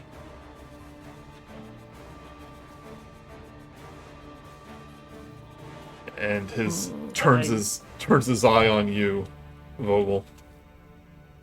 I am going to bonus action flop back 15 feet into a space I occupied this turn. Okay. You got this, Esmeralda. You should be the one to kill him. Right. Pseudo Dragon gets his fire breath back. Oh, Jerry, that's a good macro to make, is recharge. That's true. Mostly it's a D6. Yeah, it's either going to be a 5+ or a 6+, depending on the creature. But yeah, it's a... He fails it again, 2d8 damage. Takes 5 cold damage. Take this cold damage while you're in the necrotic Yeah, fire. fire. While burning in your freaking brazen bowl of heat metal. His body must be really confused. Yeah. Somebody toss down caltrops just to add to Yeah, make him fall over. Whoa, whoa, whoa, whoa, whoa! or, yeah. Ball bearings too, yeah. Alright. This character receives no dignity. In the mausoleum, you see the bones of Argynvostholt on display in the empty spot where the skull should be. Now, to get it out of the box of holding, we'll take an action. So I can. How far away am I to? You're How many feet? you're essentially there. Okay, It's not a big I will do mausoleum. Yeah, Okay, you basically have to speak what you're looking for. And you'll be able to find it in the box. I think we only have one dragon skull in here. The dragon skull got it. Deez goes in and starts pulling out all the gems, throwing them aside. It's like a fish. There's like a bunch of nuts. Oh, that's where Deez have been storing his nuts. Infinite nuts. I'm tossing those out, and then he's getting all frantic. Then I'm throwing his nuts everywhere. Yep. Creating gunpowder in there. Creating caltrops on the stairs. But eventually, I kind of love that flavoring that acorns are his caltrops. That's actually kind of awesome. I'm gonna remember that. That's true. Eventually, you pull out what can only be Argynvost's enormous skull. At that point, when the people outside of their notice of the pseudo dragon, the chimes turn to excitement.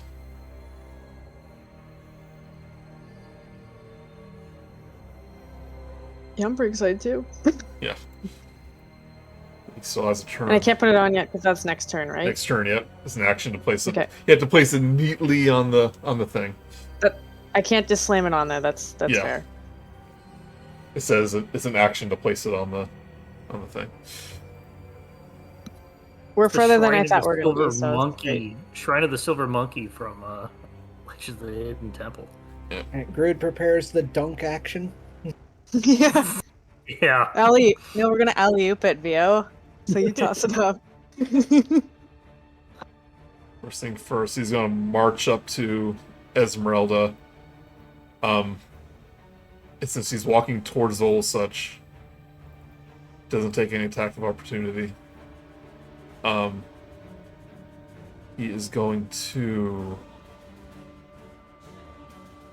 do a reaving sweep. He basically swings a sword in front of him, and it causes this shockwave, 15-foot cone. It's going to hit Esmeralda and Vogelsuch. Give me a Constitution saving throw.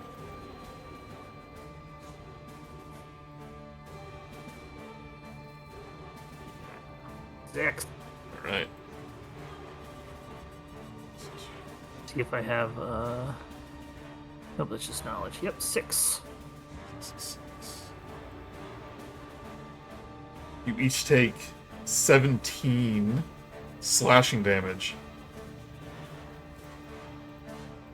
This is not a hit, so it goes to me, but I have that to 8. All right. You are Good old pushed rage. back 5 feet.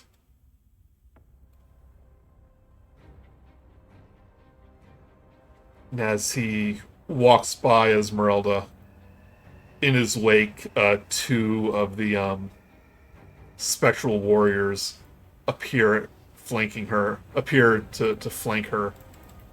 And we'll do 2 attacks against her. Ooh, natural 20 and 20.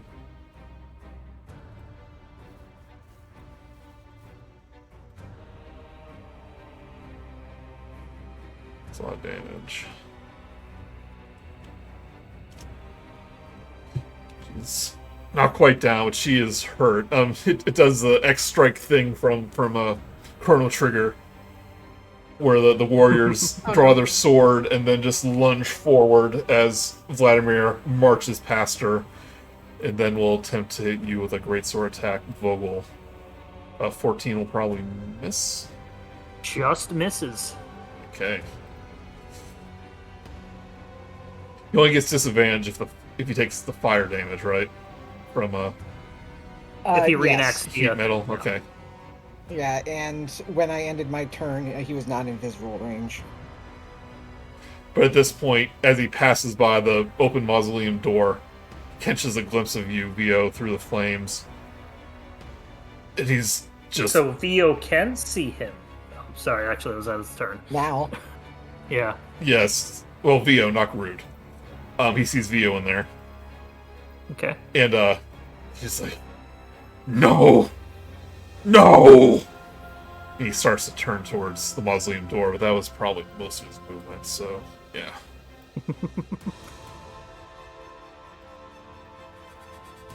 Alright, Vio. Grude, an invisible Grude is holding the skull. Minerva. I think I missed my turn. Oh, Minerva, yeah, okay. I'm just so anxious. Yeah. And yet, you gotta stop them from putting the skull on. Yes. Have the vines gone away? Vines are gone. It was the end of his turn. Okay, so I'm still prone, so I'm gonna use an action to stand up. Half your movement. Oh, okay, so yeah, half my movement. I'm going to sidestep over because I think I just need this angle. Yeah, and I'm gonna just use a regular firebolt on him. Yep. So it's 10 to hit. 10 will miss. And then I'm going to move my cannon over, and it'll also to hit to move him 5 feet.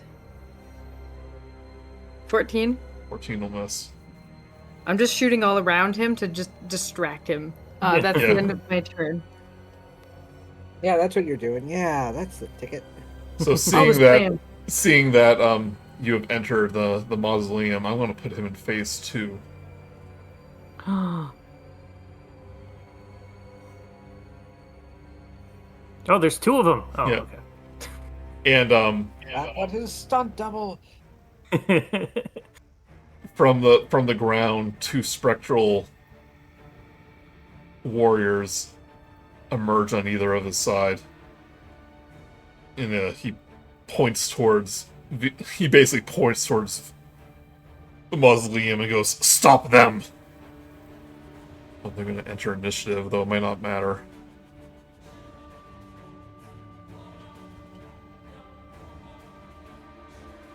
Yeah, it's not going to matter.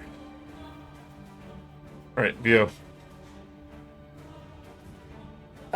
Yeah, I'm watching this. I'm the main target for all this, so yeah, I'm going to use, where is it?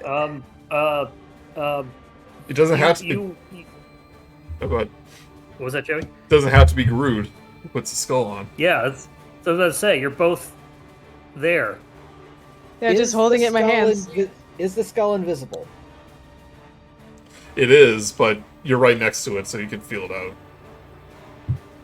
Once that leaves Grude, the spell doesn't work anymore. It doesn't take hold.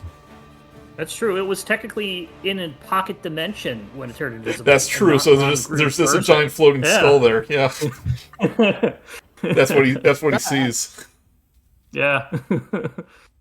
Okay. We're low on time. Here, let me have that.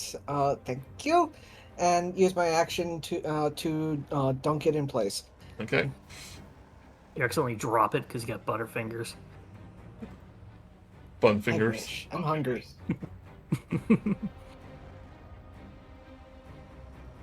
Vladimir's just growls as he sees the skull being placed on the mausoleum on the shrine.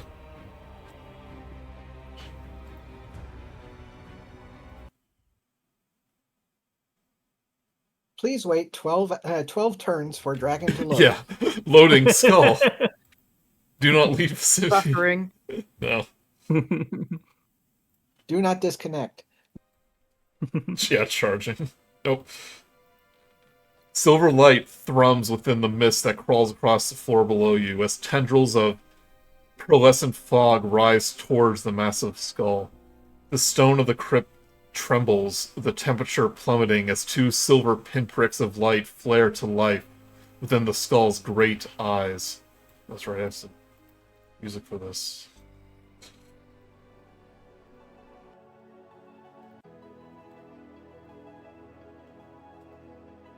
With a roar as fierce as rolling thunder, a bank of rolling silver mist bursts from the mausoleum's depths, flooding forth to the cemetery beyond. It extinguishes the flames.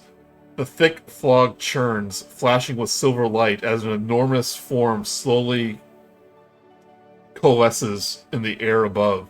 Claws emerge first, then a serpentine torso half as long as the manor is tall, curving into a long, elegant neck crowned by a noble horned head.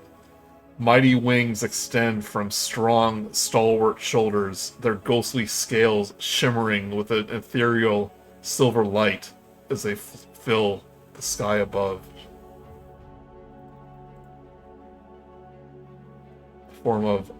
A ghostly form of Argynvostholt emerges from the mausoleum. You can see most of the art there, but... Whoa! Yeah.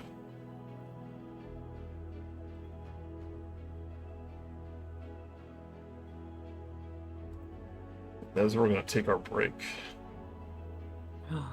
But we need to find out what happens. Is he on our side, or is he angry because he was having a nice time sleeping? Yep.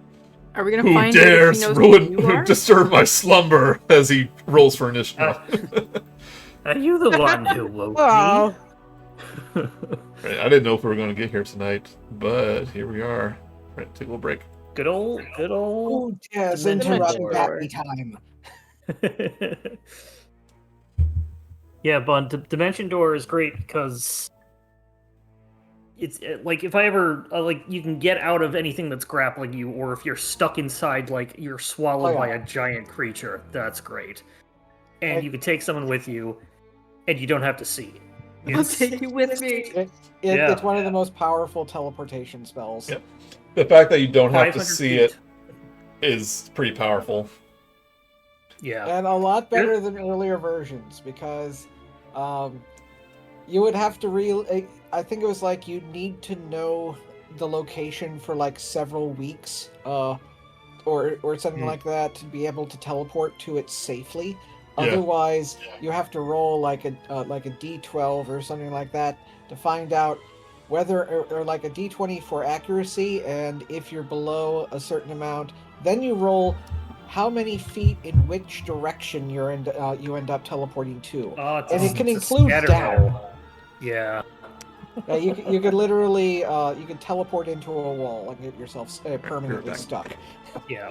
Just like And you Kurt can- Wagner, you the can- Incredible Nightcrawler. You could still Yes. do that if you dangerously like go to 500 feet away or whatever. Yeah. Which is why back then, always aim for 5 feet above the ground. Yeah.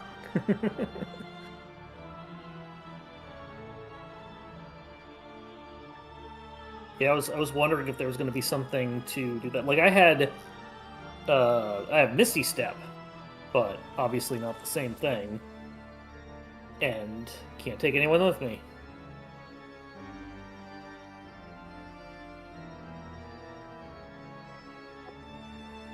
Ah, And that's why I told Grude to come towards me, because it would have saved me an extra turn having to run over to him. yeah.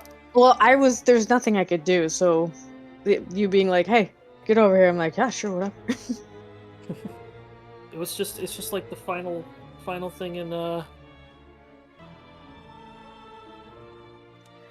I'm happy that we got to do like a little bit of a fight with that thing, because I feel like it's gonna. I'm happy we skipped part 2. Yeah. That too, yeah. I hope. But the threat was still there. His second phase was him. He had ranged attacks and more damage, and he had friends. Because you gotta have friends. Although I am happy we didn't have to deal with his friends.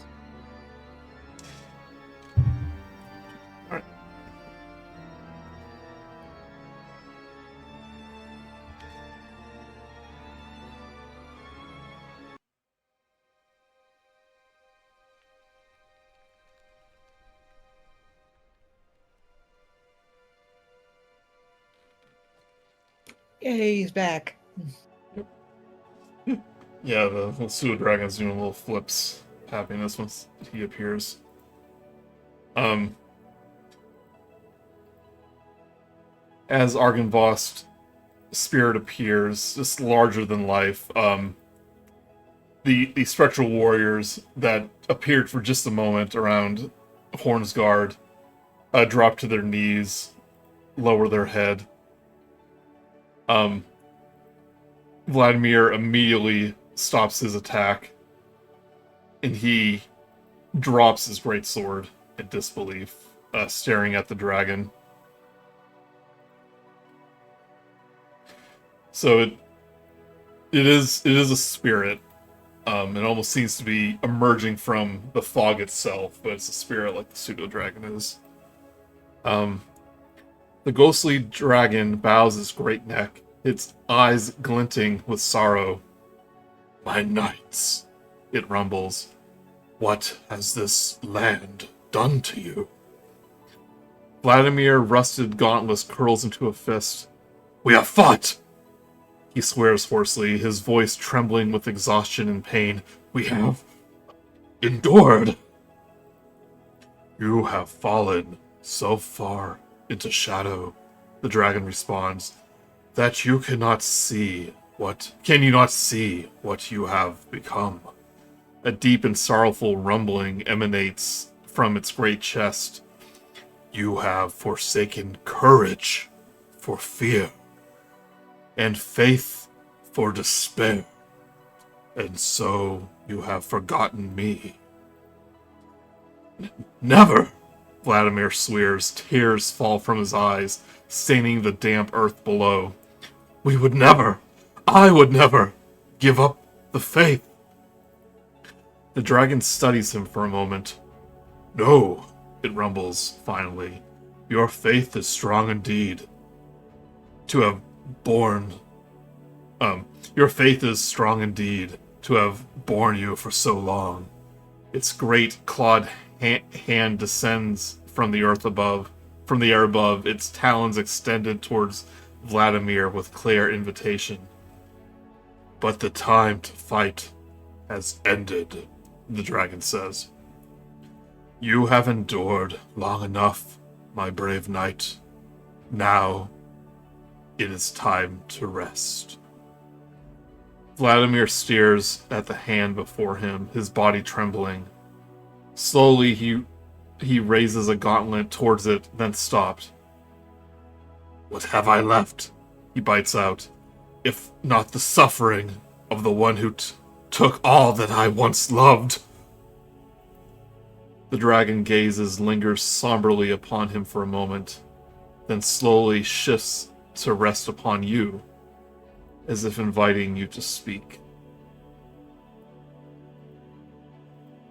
You can feel the emotion of curiosity from the pseudo-dragon, as if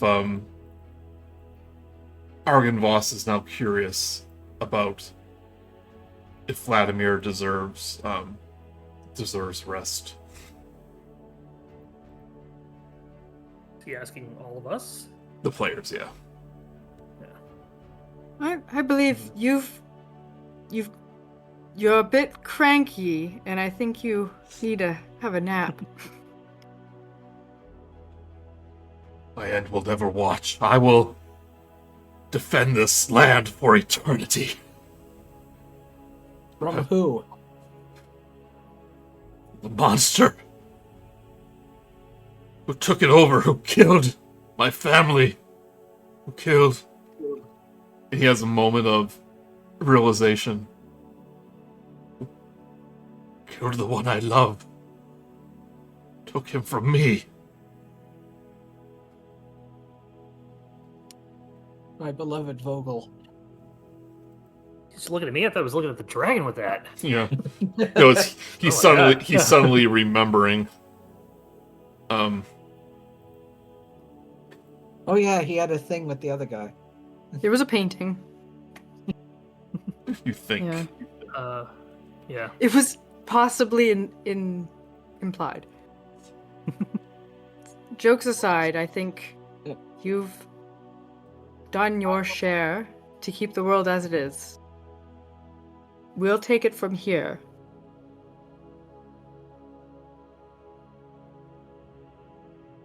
You believe yourself strong enough to defeat von Zarovich, my sworn enemy of all living things in this valley.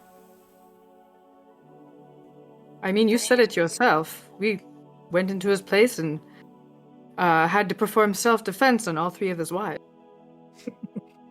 We're at least willing to try. You all saw it. They attacked first. You were there.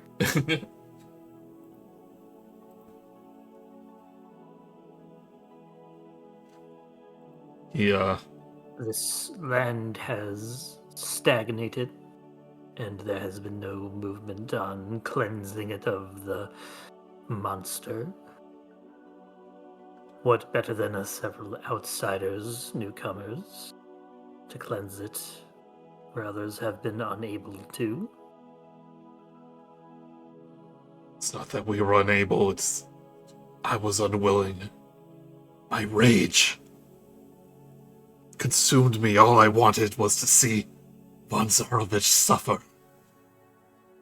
What greater suffering is there to live in a prison of your own making? But in doing so, I not only damned myself, I damned my men, I damned Godfrey, who I swore to love forever. What have I done? You have made a mistake. And a mistake is one that can be fixed. And now is a time to begin that.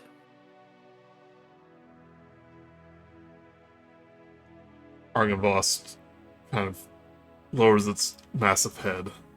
Goes, "You have served me in life, in death, and beyond. You and your order deserve peace. Deserve peace at last."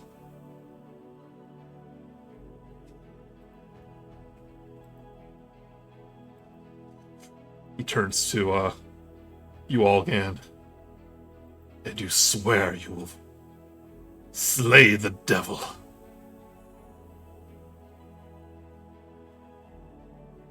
Absolutely. Vogelsuch will look around at the other revenants that he may or may not be part of. But with that, he will look back at the dragon and say,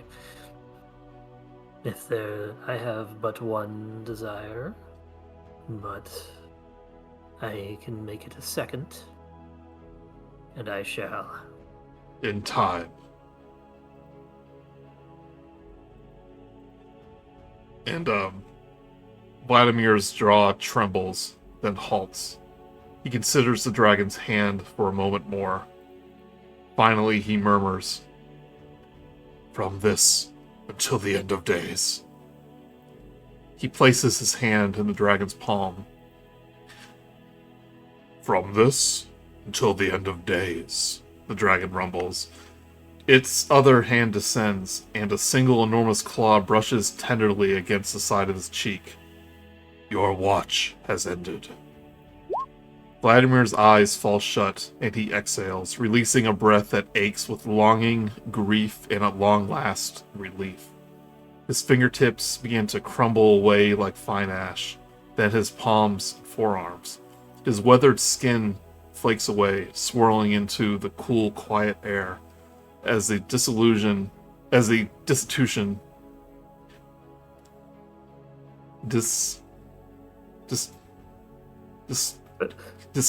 Copy the word. Yeah.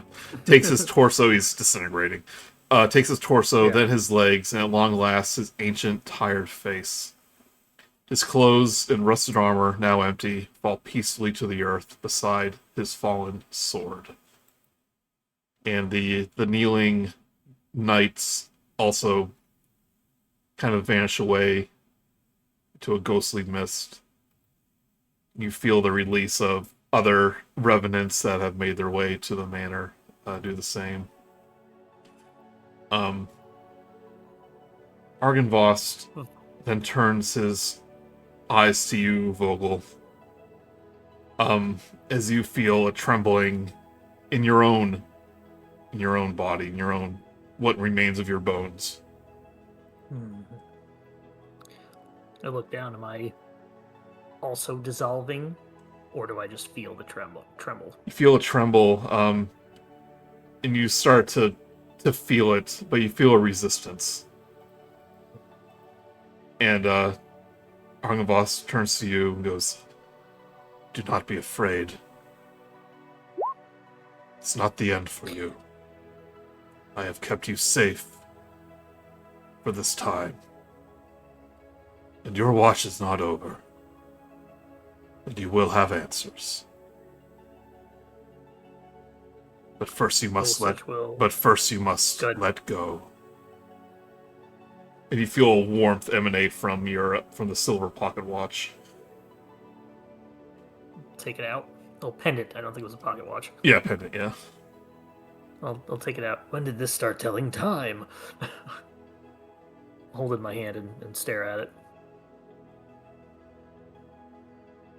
Do not resist. I'll let I'll ease off, for lack of a better term, on everything, and I'll just let the feeling overcome. Okay. Your sight, as it falls to the ground, vanishes like the spectral weapon. As your body begins to turn to dust.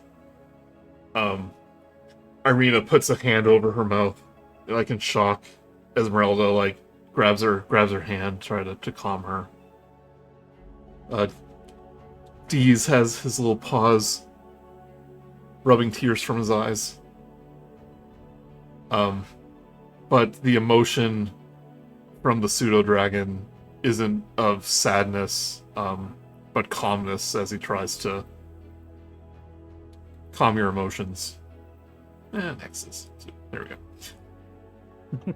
And Vogel, you feel yourself. You're Vogel. You just feel yourself almost drifting away, but time seems to almost freeze after a moment. You hear Argynvostholt say one last thing. "Meet me in the ethereal." I shall. you try to say the words, but like you realize as you look around, it's the somewhat familiar. You see the graveyard, but it's like the bluish tones of the ethereal plane that you saw in the cellar of Faulkner House. And you see dozens upon dozens of soldiers, including Vladimir, as almost they just come to awareness. And one by one, they just start to dissipate into the mist. And you see just the briefest of remnants of the rest of your party of Esmeralda. They look like almost like barely visible ghosts themselves, unmoving. Kind of like a screen burn on the TV. Yeah. Slowly fading away. You look down at your own hand, and much like when you were in the ethereal form, you don't see the straw and the splinters, but you see a human hand. In Argynvost, you see a little bit more in his grand dragon form, nearly as tall as Argynvostholt himself, as the manor himself. And he says, "Sure, you have many questions." For once, I think I have more than one question. Several more. Yes. I think it will be easier if I give you back something you have lost. Something I've been keeping safe when I was in the mist. He reaches out his claw, much like he did to Vladimir. If you would accept it. Look at my assumedly fleshed hand, and then I will reach out. It's who you were. But you have forgotten. May not understand it all at first, but given time, perhaps you can be whole once more. Internally, Vogelsuch is basically like, well, finally something that that'll work. Yeah. You know? But, still more serious on the outside. He's ready to accept that. Giddy Vogel. You definitely feel like since he's come, you feel a little bit more like lucid and like you're not just driven by a singular purpose. Like just for the briefest of moments, you feel like there's a little more to you even before this happened. So as you touch his claw, you start to see a series of flashbacks, like scene flash. So when I say these words, imagine like each sentence or two is like a flash of memory, of disjointed memory. Okay. So, the stars are sparkling in the sky. You find yourself at a tavern, the Blue Water Inn in Vallaki. A Vistani man argues with you as it comes to blows. Flash of light. Your head is pressed against the ground. The man whispers something in your ear in a language you don't recognize. Flash of light. A large man in armor picks you up from the ground. He says his name is Vladimir Hornsguard. His nightly order has newly arrived in this valley. You look like you could use a fresh start. But you don't remember your name when he asks for it. All you say is, "I remember I was a farmer." Flash of light. A human clad in armor who calls himself Lord Argynvost tells you to rise as a knight of the Order of the Silver Dragon. He says to you, "Choose a name, for you do not remember who you were before." You simply say, "Hoffer." I was but a farmer. Flash of light. You dream of the man who cursed you, took your memories. Damn him. But you are content, and now with purpose. Flash of light. An envoy arrives. The valley has been invaded. Vladimir speaks.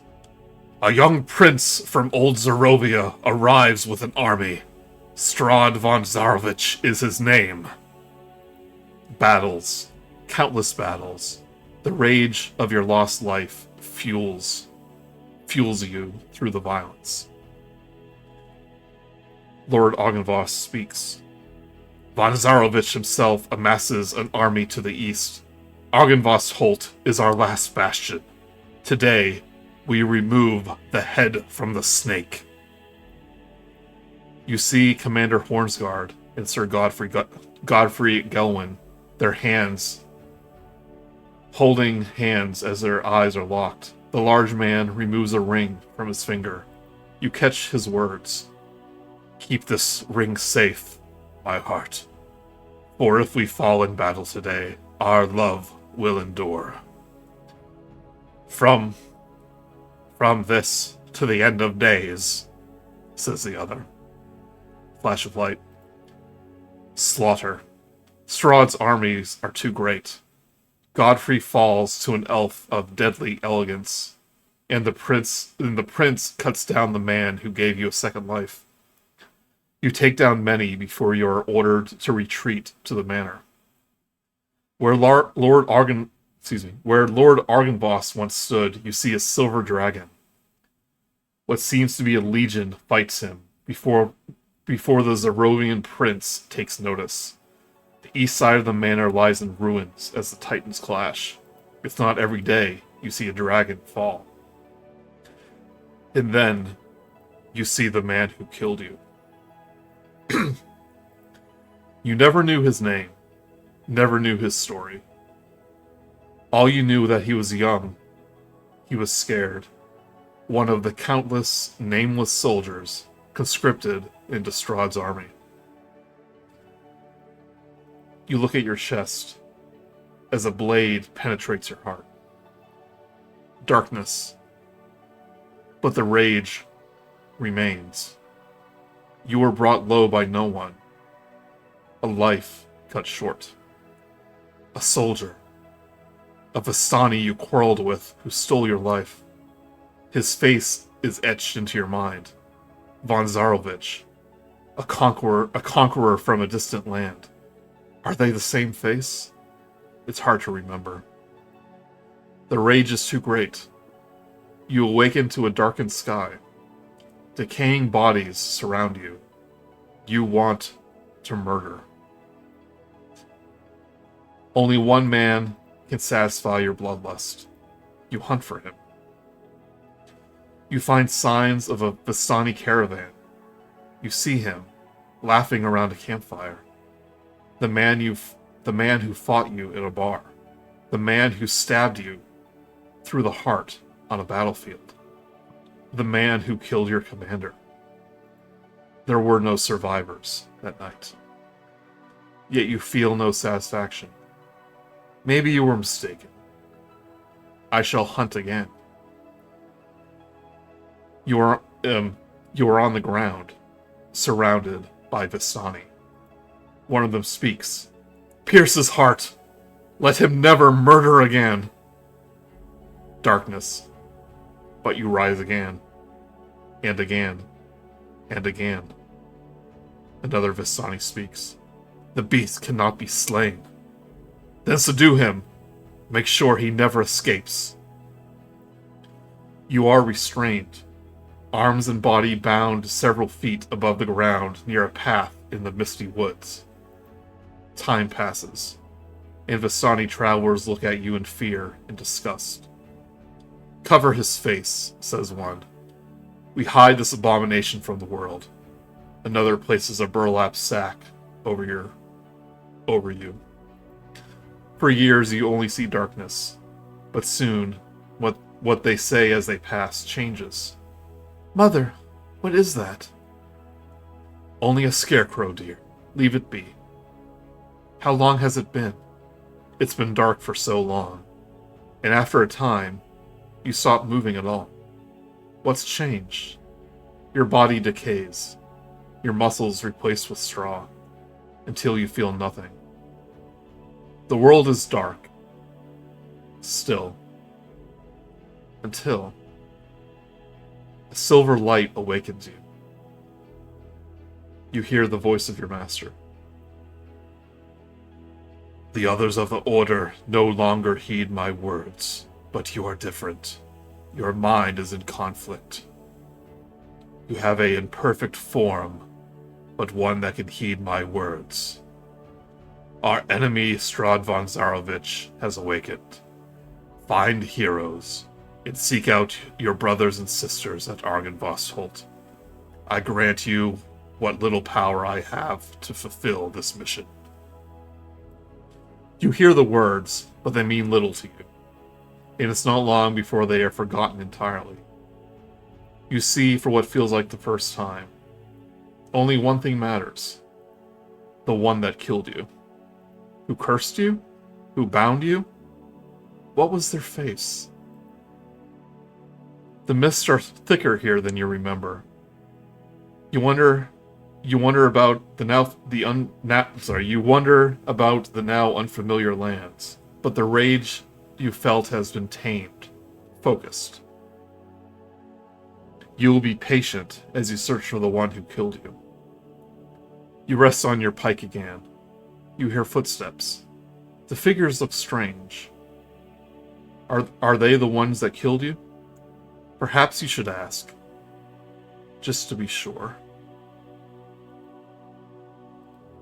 And as you remove your hand from the claw,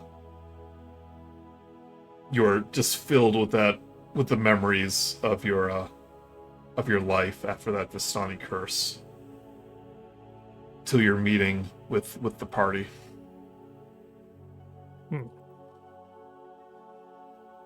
Was it unsatisfying to know the one that killed you was an innocent himself?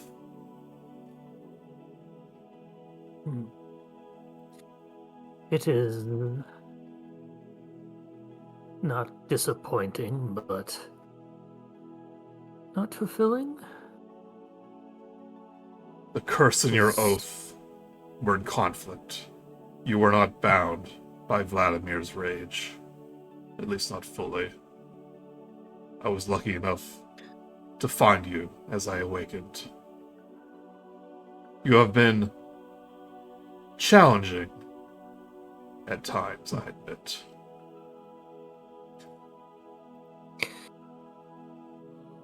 I walked the land trying to enact revenge. But I was able to walk the land to assist you. Yes. You got here eventually. Better late than never.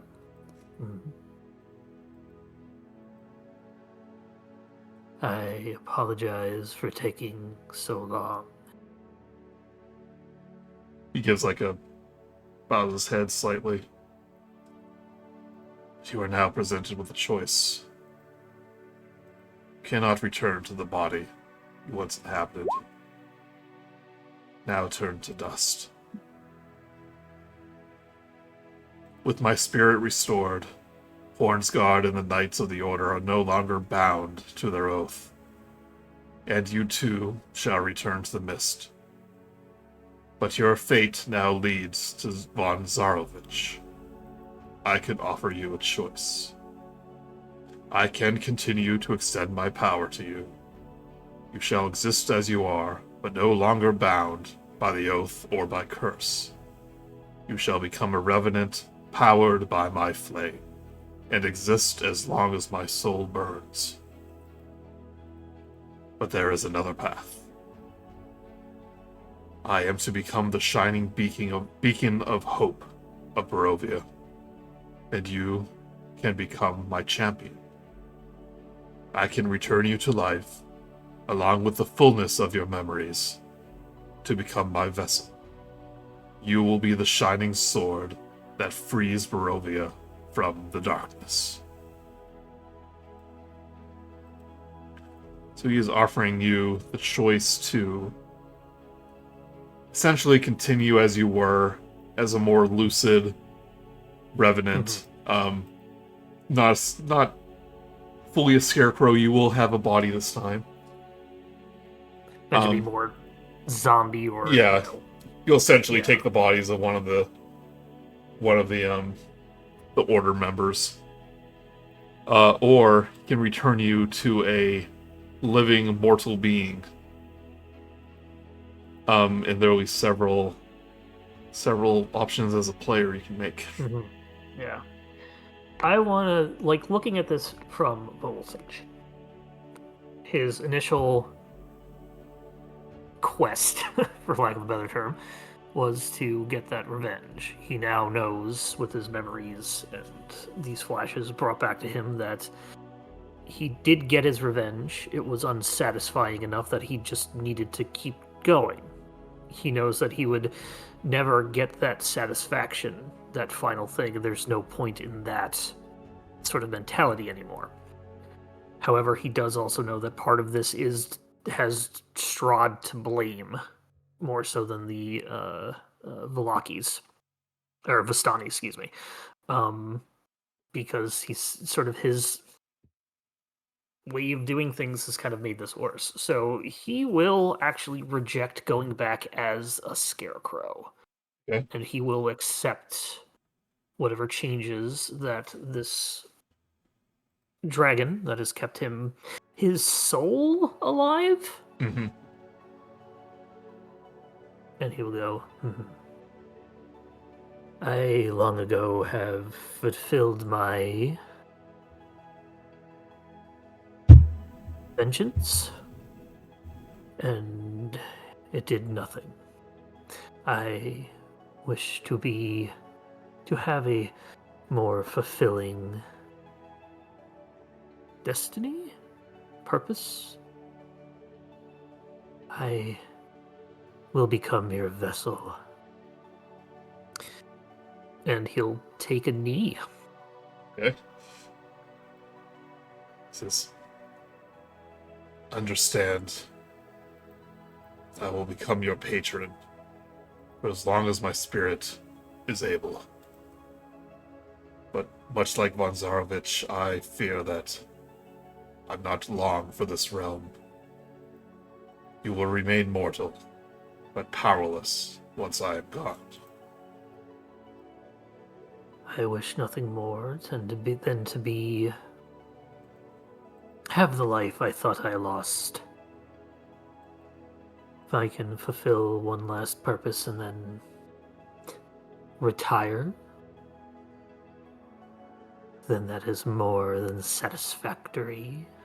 It is if you wish to serve me again, it would be my desire for you to rebuild the Order once Von Zarovich is dead.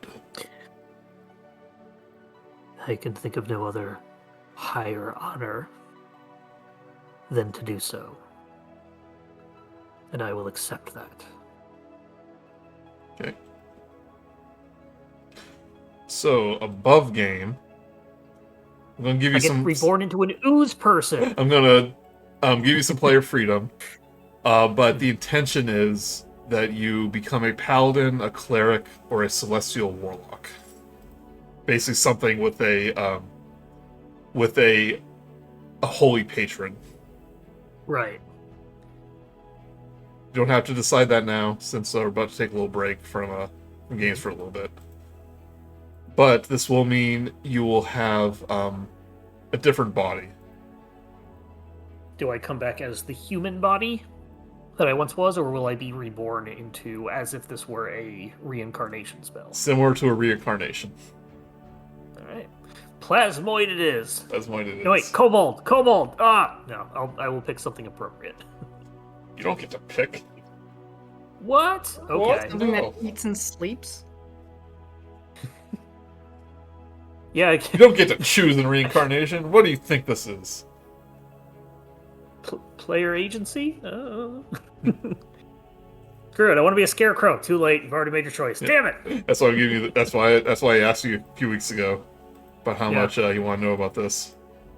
If I don't get a choice into that. Well, okay. I said I want to use some agency. If I don't get a choice into the race, I'm fine. But yeah, no, I'm fine with picking the class if you want to give me the race. Yes, that's what. The idea is, you will be a mirror of Argynvostholt, so you arrive as a silver dragon. Yeah. A silver dragonborn. It's been a while since I played a dragonborn. Yeah. Oh, I wonder if I still. Dragonborn are just really large kobolds. I mean, yeah. The words of the oath, the Order of the Silver Dragon. You suddenly remember them, and he asks you to repeat them, and you repeat. I solemnly vow to uphold the virtues of the Order of the Silver Dragon, with honor as my shield and truth as my guide. In the shadow of evil, I shall be the light. In the face of despair, the beacon of hope. No challenge shall shake my resolve. No defeat shall quell my fear. With sword and spirit, I shall stand against the darkness and forge a brighter dawn. So I do swear in the name of the Silver Dragon, from this to the end of days. Can you take that one line at a time so I can repeat it, Argynvostholt? No, the words come to you as you speak in unison. Yeah. And to the dragon. And with that, your spirit begins to fade away. And we'll cut back to the graveyard, where you all have just seen Vogelsuch fade away into dust. Nothing but a pile of old ratty clothes on the ground, and a glass that once held wine falls out of his. Like all the stuff that he was holding on just falls to the ground. Ah, damn him! Damn that Vogelsuch. I wasn't expecting that. Guess this is why we kept putting off going here, because then he would go away. And he's never coming back. Don't worry, Vogelsuch. I'll get the one who killed you. So, but love it. How do we hand over his stuff? Argynvostholt will kind of kneel down and very lightly exhale a soothing breath of silver onto the remains of Vogel. And the clothes begin to stir as if something is appearing below it. Do you see a muscular silver hand emerge from the tattered clothes as a fully grown dragonoid type creature stands tall. A dragonborn, a silver dragonborn. And very much without clothes. Stands where... He says one thing before we fade to black, and it's, oh boy. Yep. I thought Bun would get that. I get it. I get the Quantum Leap reference. Okay, alright, great. The creature formerly known as Vogel, you shall decide what you want to be called now.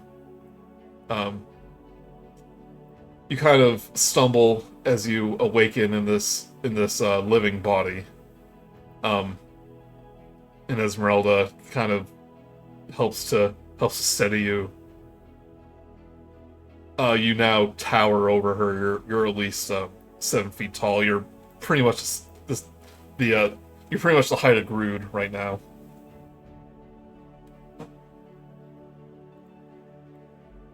looks around. Yeah, we'll save it because I have to figure out what he's going to sound like. Yeah. So if you want to wait for this till next time, you just kind of drop off in unconsciousness as you get used to your body. You'll need some time to adjust to it. Use your librarian voice. Oh, goody gumdrops. Are you the one that killed me? Because I really want to find the one that killed me. It's been so long. Irina goes, is this who he was before he died? And I don't remember him having a tail. Is this the real Vogelsuch? Standing up?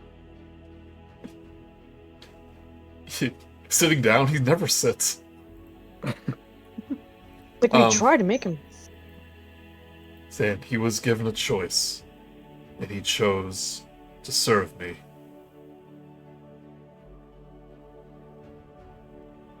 Is this? Vogelsuch will, kind of, before he even can catch his bearings, he will, hear that, and he will get back into a kneeling, knightly position.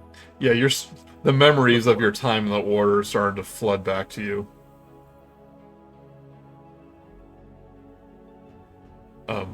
It will take time for him to adjust. But he is still the person he was, that you knew, but also the person he was. And perhaps something new altogether. Good thing Romaia isn't here, because I don't think she'd be able to contain herself. What if I came back in Romaia's body? That would mean she'd be dead. Now, I was expecting you to burst out of the ground from one of the graves.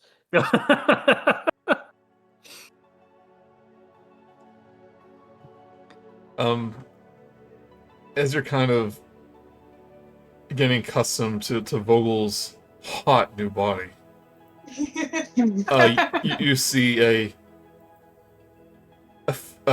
figure emerge from the chapel doors behind you. You see the ghostly form of Sir Godfrey. No longer ashen face and decaying skin, but as the man he was before, just in a ghostly form. Oh, I expected him to be gone with the others. But he bows deeply to Argynvostholt. Oh, by the way, that little pseudo-dragon has just been flying around his head the entire time, and he's like, "Oh, Zora, I missed you too." That was his name. Woo! Sir Godfrey kneels and goes, "My lord, it's good to see you again." And Argynvostholt kind of bows his head.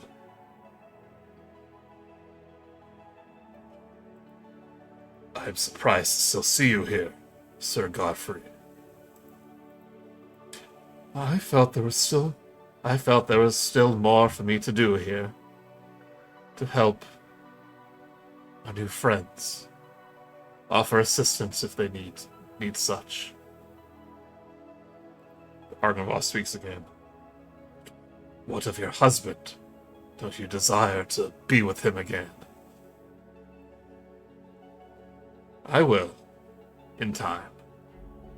He has his own things to figure out before he's ready to accept me again. But just the fact that I remember our love that we once had is enough to sustain me for now."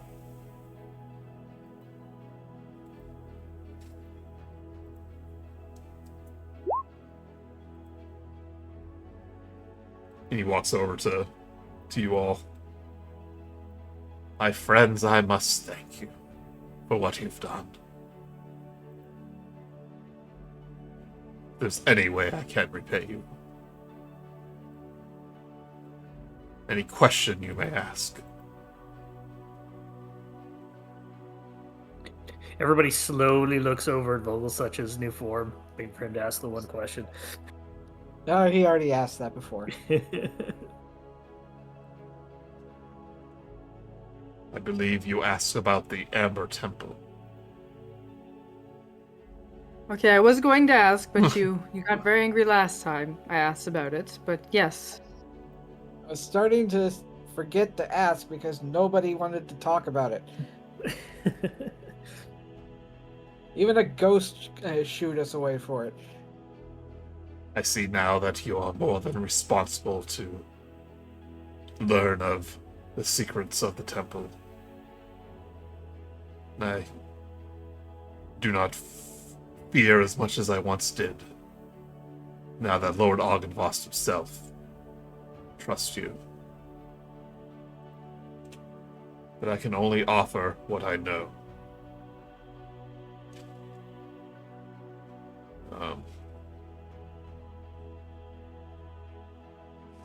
He says, several weeks ago, a dusk elf named Casimir Velikov visited the manor and spoke with me, seeking information regarding the history, location, and contents of the Amber Temple. You recognize that name as the dusk elf leader that lives in the Vistanti village caravan. Yeah, he helped. Also, yeah. Go ahead. He's the one who gave me the paper I ate. Minerva ate. What now? He's the one who gave me the paper. About like you need to go help Sasha.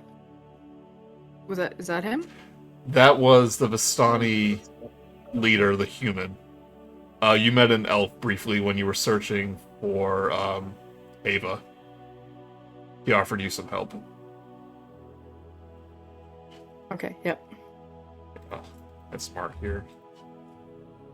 You only met him for like 5 minutes, so I don't blame you.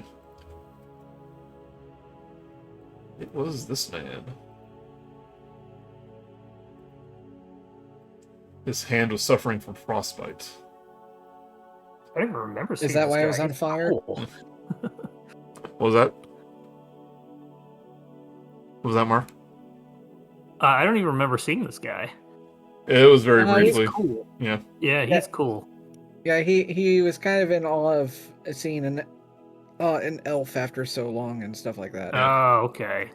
Uh, You remember a little bit of that. I warned him to avoid the darkness that lay within the temple, but I believe that Casimir may have gleaned some information nonetheless by exploring the ruins of Argynvostholt. I did not ask Casimir's purpose in seeking out the temple, but I do believe that he did not bear any ill intent. Even so, I know all too well of the allure the temple poses. I could sense the magic, intelligence, and desperation within him. Such individuals are the temple's most vulnerable prey. He kind of turns his eye towards you, Minerva, but not as in a accusing way. He sees that you've been able to resist the Amber Shard all this time, despite the hardships. Minerva has a "told you so" DreamWorks eyebrow look. Yeah.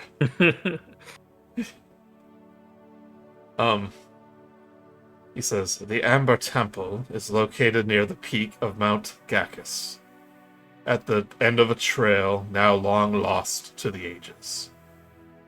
I sense that the elf has rediscovered it, however. Seek him out, and he may guide you to the place you seek.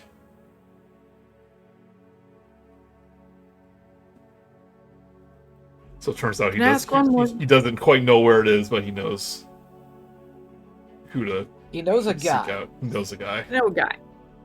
Can I ask one more thing? Of course. And I don't know if you'll know it, Sir Godfried. When somebody is under the influence of the Amber, can they be turned back to their former selves? Great hardship, yes. There are those higher beings that can cleanse you of the corruption. But don't view that as a shortcut to power, knowing that you can be so easily rid of it. For the taint it will leave you is... But the taint that will leave upon you is embedded in your soul, not just your body. Good to know.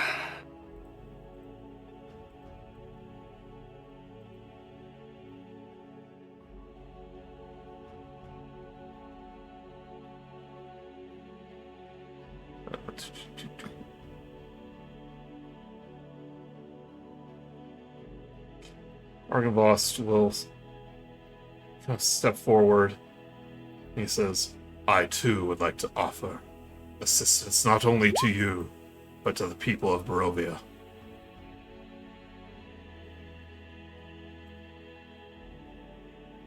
And his head turns toward the unlit beacon in the highest tower of Argynvostholt. There was a time when the beacon of Argynvostholt, the entire valley could see its light. And it's been dark for so long. I wish to light it again. Become the beacon. Bring the light back to Barovia. My very soul will be its embers. That might get some attention, though. Lord von Zarovich will see you as the enemy once the beacon is lit. But it will give the people of Barovia hope once more. Be my gift to you. Probably make that Prince of Barovia, Prince of Bedwetters, seeing that lit up. Zora, the pseudo-dragon, the chimes is just low and pathetic, and you feel the sense of sadness upon hearing this. Fear not, little one. It wasn't that bad. He knows that the fire will burn away my very soul as the beacon is lit. But I do so willingly and gladly.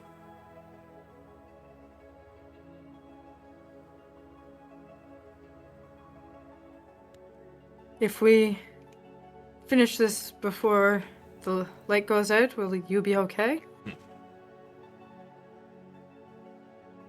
Shakes his head. It is my fate.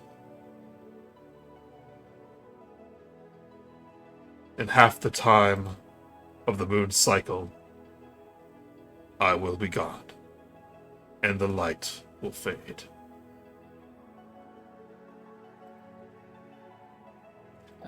Quick DM question. What does that translate to in days? Esmeralda will... Irina will kind of lean over to you. It's 1 week. Great. I knew that.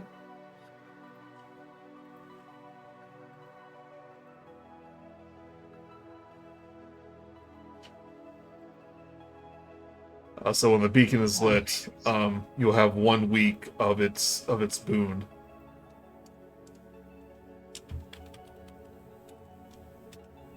Until it is burned away.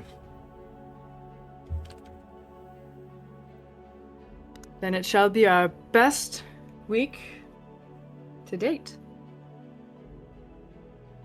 Montage of running on the beach.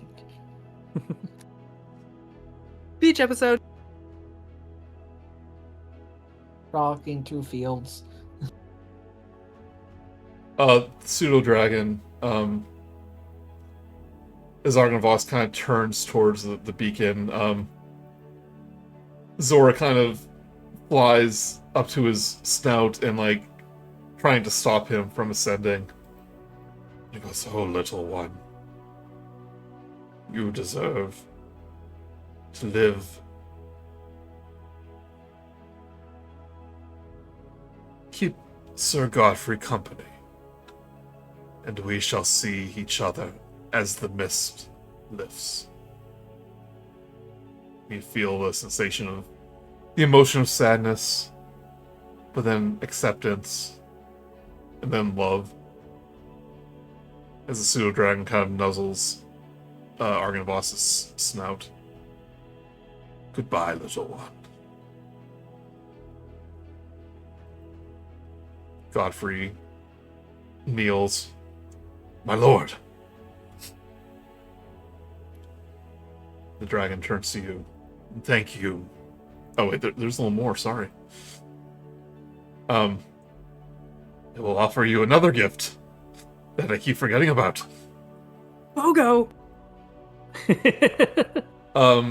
He is going to offer to bless one of your weapons.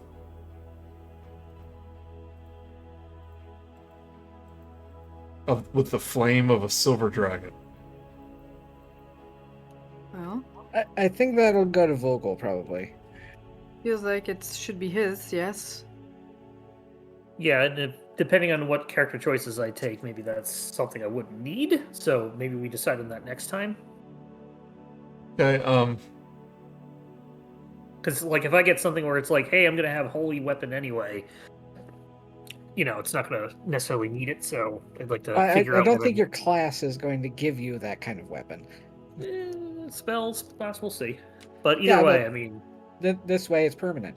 he will offer you a weapon that is a +1 magical weapon. Oh, that's it? Yeah, I'll take it. When you can use an action to ignite it in silver flames, which does extra cold 1d4 cold damage. Yeah, I'm going to take that, yeah. Okay. You roll a critical hit. They roll a Constitution saving throw and be paralyzed. You can cast the Beacon of Hope spell from it. It has charges. You can't do this all the time. Yeah. Or we can use all its charges. Now I don't want it. You can use all its charges to create a 15-foot, a 30-foot line or cone. What's this line? Of dragon flame. It does 13d8 cold damage.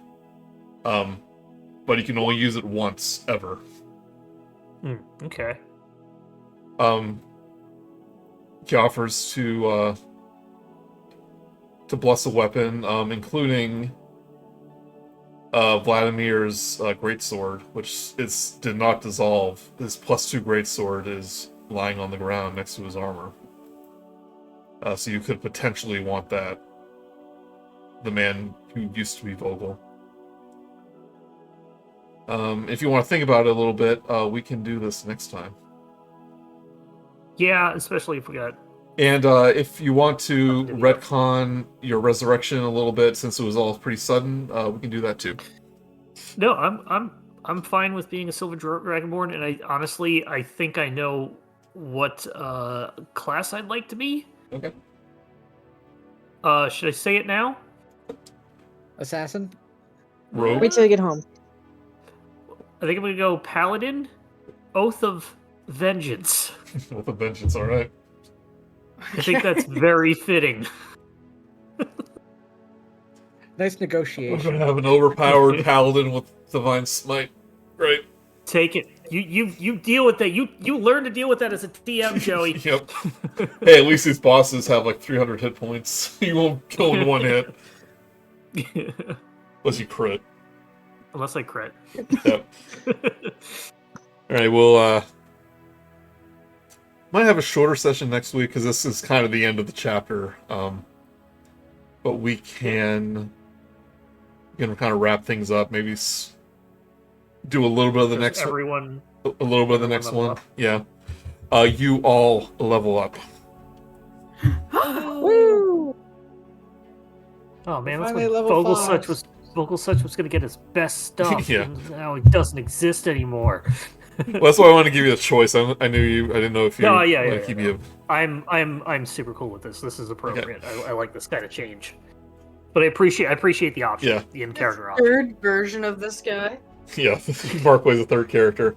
It's essentially a new character. He has all. He's not a mindless undead anymore, or like the character the first character wasn't a version of Vogelsuch. That was just the MacGuffin to get us here. But yeah, that means I gotta get some new art from Mel, and she's gets to draw a dragon character, her favorite, their favorite. A little more serious than some of the other ones she did, since it matches the other style.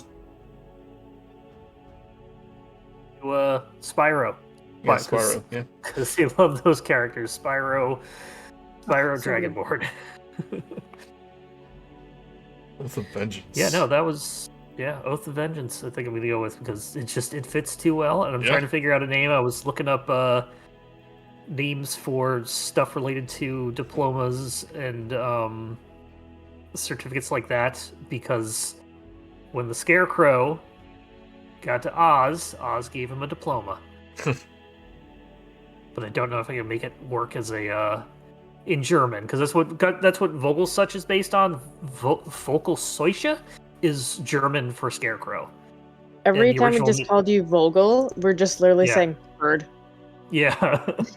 The name I took for the original, I just gave Joey for the person who he was like something Strawman. I forget exactly, but it was literally like man who stands tall, which is what he did in the as a Scarecrow. That's fun. It was like Strawman or something. So it sounded like Strawman, but also meant that he stood tall. So a lot of layers to it. Yeah, I had this idea of giving you the choice to become Dragonborn, like, for a while. That's good. No, yeah. You nailed the landing on this, Joey. Great job. Fantastic. Oh, thanks. It's like make that all fit together so good. I had fun writing that the slashbacks. Yeah, and then that other game when I died and it became a Dragonborn, I was like, I accidentally did it first. Oh, you've been holding it on since then. Oh wow. Oh yeah, for a while. It's been a while. Yeah. That's great. Yeah, we'll have a short session next week. Yeah, just let us know. I'll make a character. We'll see if Mel can do a quick commission, but honestly, it's not a big deal because we're going to be taking a little break after this anyway. That white or silver Dragonborn drawing was like one of the first arts. Like, oh, look at all those Spyros.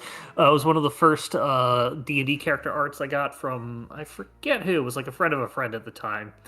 It was like a Dragonborn paladin. Did you play a Silver Dragonborn before? Very briefly, like when I first started playing. This was like when I was doing Adventures League stuff. I think I ended up playing a Silver Dragonborn paladin in... I just saw the picture of Sam. Big buff Dragonborn. Oh yeah, you played that white Dragonborn has. If you zoom in, he's got Shutterstock on his chainmail. Yeah, you played one bun in Dragons of Stormwreck Isle. Yeah, that's the one. It was a cleric, I think. Oh yeah, cleric. I'm saving that sketch. I almost gave you the choice to become a silver kobold, but I thought it would. It cheapens it. As much as I love kobolds, it cheapens it. I am happy with it. It would be a little bit too comedic, I think. So maybe I find a Dragonborn squire and he's a kobold squire. Yeah. Oh, look at my new mustache. I can't tell. I like how some of the. Yeah, I like it. Some of the people in the picture that's looking at him, including the cannon, half of them are like shocked, and the other half are smiling. Yeah, Grude is like, yeah, yeah. Minerva looked really sad. Well, that's supposed to be her mouth agape, but the brush was too big. But I was like, whatever, it's funny. Why are the girls looking at me? No, I got to move their eyes like one pixel over. I could finish that a little bit more because I think that'd be a funny image. They're talking to each other. They're gossiping. Like his butt is right shining. in front of you. His butt is glistening.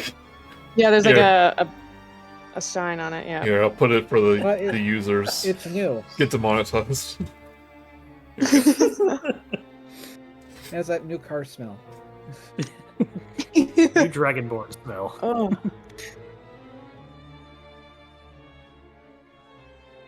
I shall cherish this. Cherish this You're forever. gonna put it included into the deal, right? Grude covers Deez's eyes.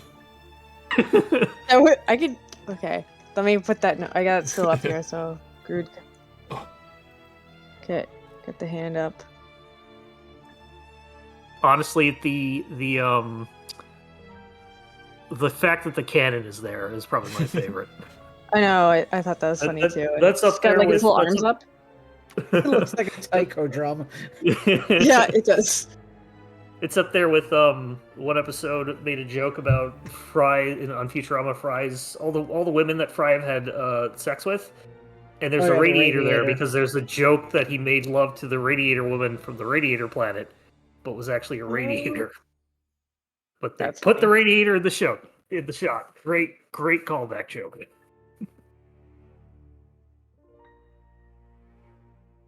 Hey guys, what y'all looking at? Well, it's not nothing. Are you the one who killed me? I gotta work on it. I gotta workshop the voice. You don't have to, but Alright, thank you, everyone. Are you the one who killed me? Yeah, thank you. thanks, Joey. Yep. That was, Yeah, that thanks, was Joey. a slam dunk. Great job, Joey. No, thanks. Appreciate it. Yeah, that's awesome. Yeah, there's not a lot of personalized story stuff in this module because everyone's from because it's such a distant Yeah. land and stuff. But once I had the idea of Vogel being attached to Argynvostholt, it was a good opportunity. It worked. All right. Yeah, I'm glad me not giving you anything Yeah. but a name and a motivation, one single motivation, and you did that nice little thing. Great job. All right. Thanks. Bye bye. Have a good night, Bye. everybody. Bye. Good night, everybody. Bye. Night.